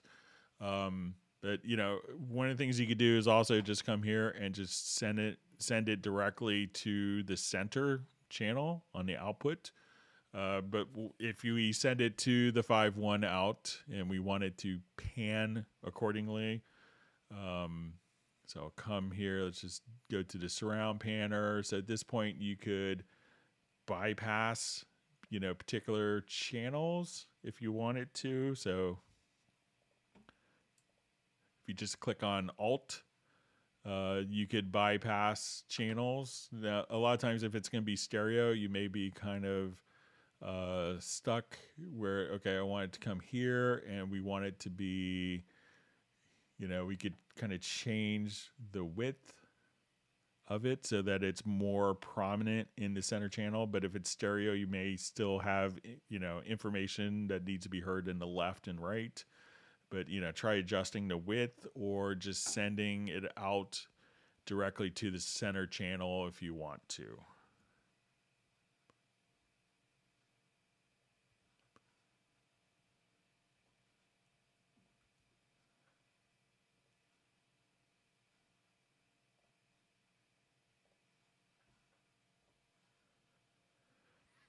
Okay, let's move on. Thanks again for all the great questions.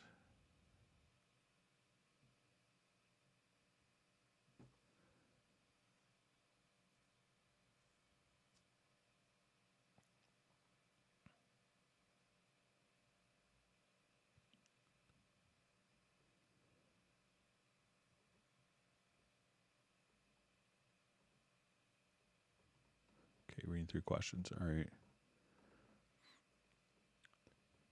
All right, so we have a question. I have purchased WaveLab Pro. When the new licensing comes with Cubase 12 Pro, will WaveLab also follow suit, or will I still need to e-licenser? Thank you. So we will see, until there's going to be until the next update of WaveLab, we will, when Cubase 12 comes out, that doesn't change the licensing on WaveLab. I think we'll see the licensing in WaveLab change, soon thereafter, but the change in the Cubase license doesn't affect the WaveLab license. So you'll need that until WaveLab is updated to accommodate the new license management system.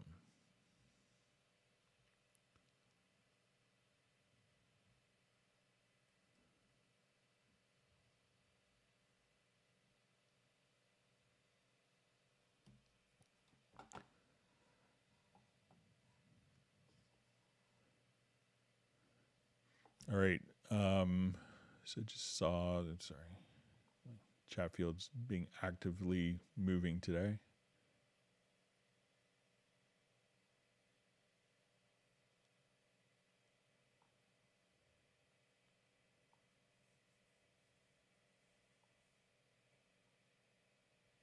I just saw, will Cubase 12 be M1 native, not Rosetta? That's correct. So that's been announced already.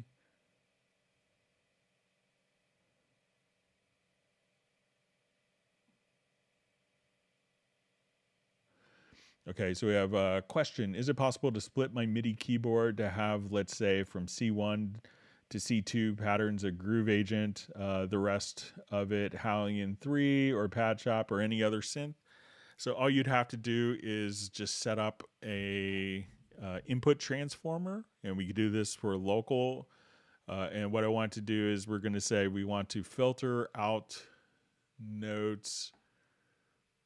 We'll say type is equal to notes, and we'll say value 1. The pitch is inside range, and we'll say C1 to C2. So that way we could say, this track will take every note except C1 through C2. And we could leave that for Groove Agent, and this could be for Halion. So use the input transformer. It's this little squiggly line right here. Activate that. Make sure that you activate the module. Choose filter, and then you could just filter out particular notes that won't go into that particular track.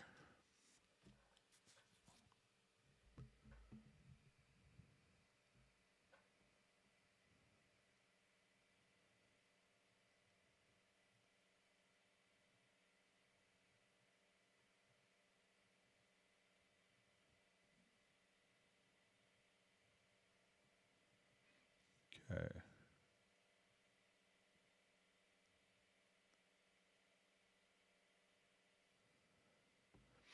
All right, so we just see, hello, Greg. Could you please run through, I guess, off processing on a separate event in a track? Thank you. Okay, so let's say I want to do offline processing. So let's say I have this. I'll just create something here real quick.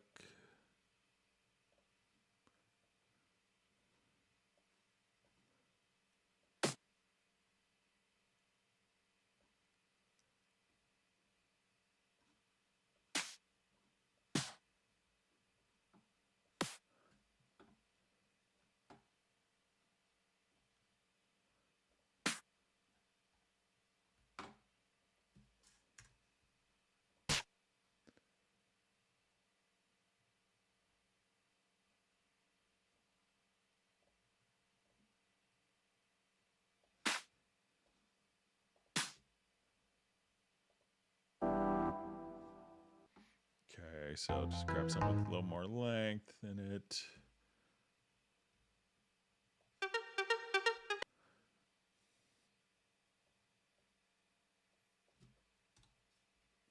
Okay, so let's say, just make sure I have this right for Frank. So please run through offline processing for separate events in a track. So if I want to take this and I will, so, you know, this is going to process the files. So the files could be on the particular track. So we'll come here. So say, okay, I'll do my offline processing. So let's say on this track, we hear this. Now I want to do, let's say, a mod machine delay, and I want it to fade in, and I want it this process here to let's do a flanger on it. So I'll just come over here to modulation. Let's say, okay, I'll do a flanger, and let's say on this file here, I just wanted to do a chopper. So now when we kind of play back, you know, these files, we could hear, you know, probably have automation going on. So I just,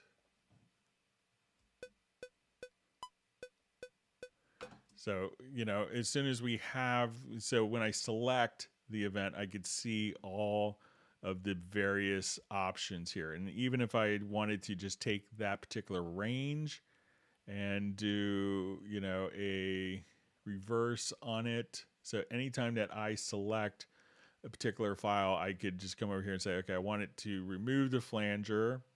I could delete that, but still maintain. Let me just undo that, but I'll remove the flanger. So I'll just delete that and maintain the reverse. Or if I wanted to delete that, and so anytime that we go through any, you know, 10 years later, I could go back here and just choose to delete all the functions just by selecting the event or the audio file like so.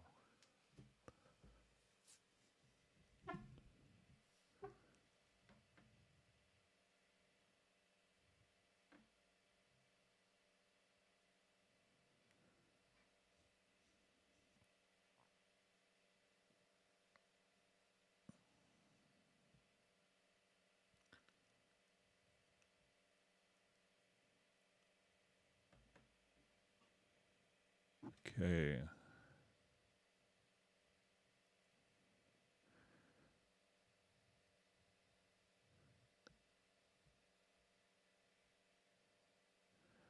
Okay, so it says in Groove Agent 5, when I create a new pattern and go to the agent MIDI, I can't change the end or bars values. How could I be able to do this? It's hard to make a new pattern longer than a bar. All right, so let's come over here and take a look at it. I'll just do a new project. Thanks for all the wonderful questions from people. Hope everyone's learned something. And if you have, make sure you hit the like button and that you subscribe to the channel if you haven't done that yet.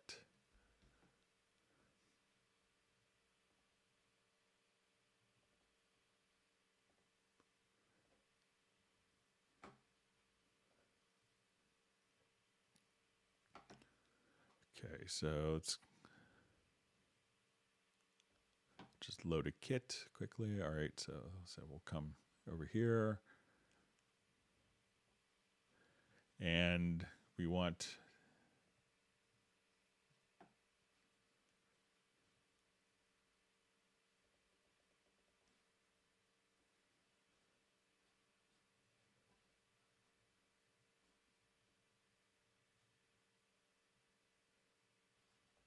let me just check my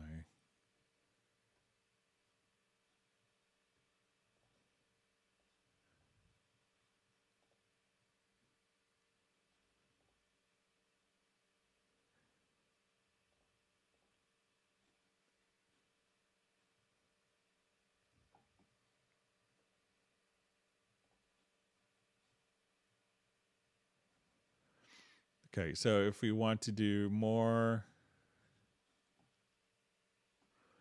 so I'm going to come over here to the pattern, and then let's come over here to the pattern editor. So I think this is what you want to do. So let's see. I think there's some trick to elongate this.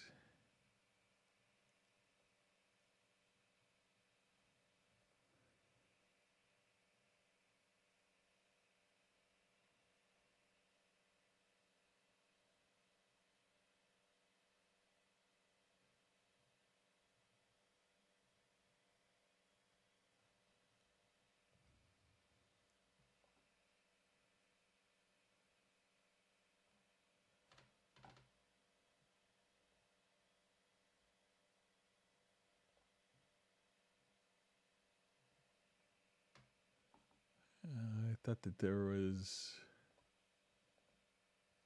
let me see if I could.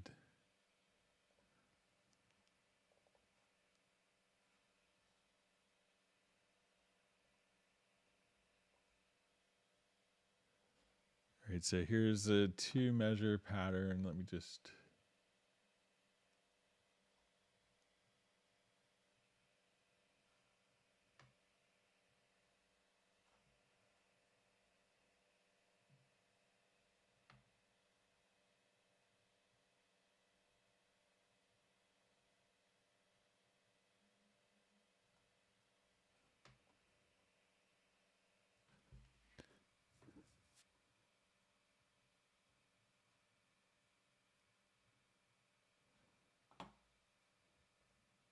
Let me just see if there's an option.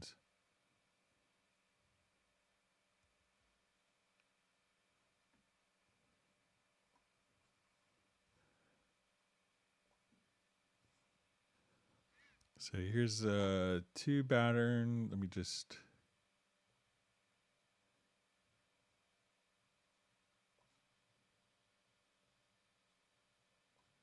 So it looks like we can grab kind of the end.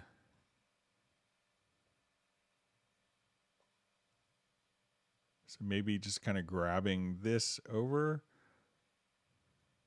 Let me just try with a blank pattern.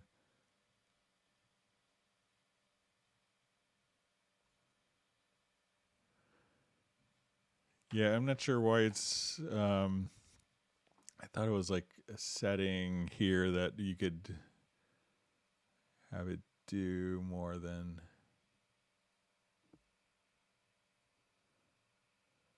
one pattern. Maybe if I just record MIDI into it.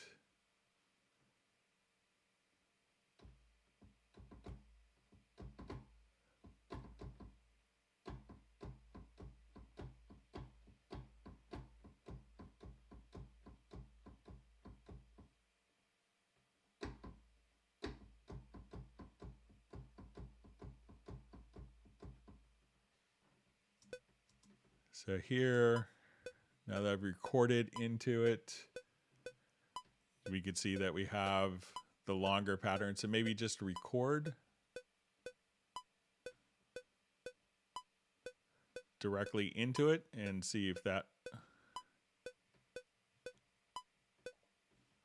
So, and now that I've done that, we could have longer patterns. So, but there, I thought that there was another, so we could see more pattern, more measures showing up there. We had a question that was emailed in about using note repeats in Groove Agent. So while we're here, we could show that. So let's say I'm playing back a particular pattern.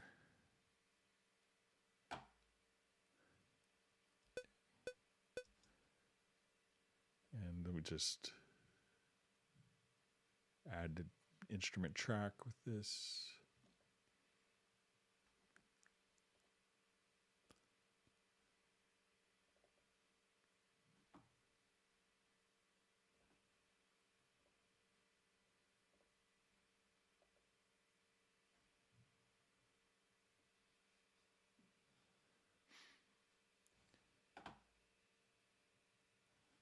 All right, I'm just going to check my.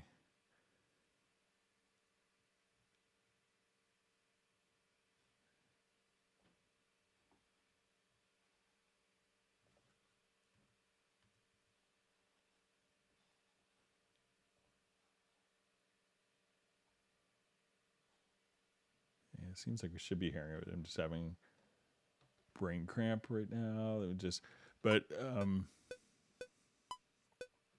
But just to do like note repeat and how to make that work is just kind of come over here. We want to activate the note repeat. And the trick to not having it play back all of the notes is to hit the note that you want for the note repeat while, and then you want to hit the note while you hit the trigger notes for the actual note repeat simultaneously. And that way it'll only do note repeating on the note that you're hitting. So if I have the hi-hat selected and I trigger the note repeat here, that would trigger just the hi-hat. So the two of them could be kind of done together and then record it internally. So give that a shot. All right, I'm going to jump back to our chat. Give me just a second, my computer is waking up.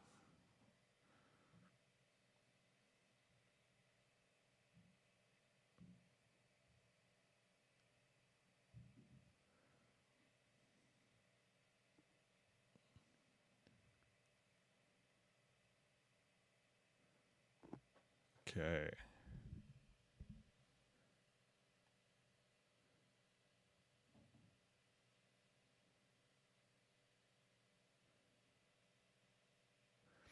Okay, so just see, is there a way to process offline to set the default to a cleared state? Sometimes I want to change speed and it processes automatically before I can trim the parameter.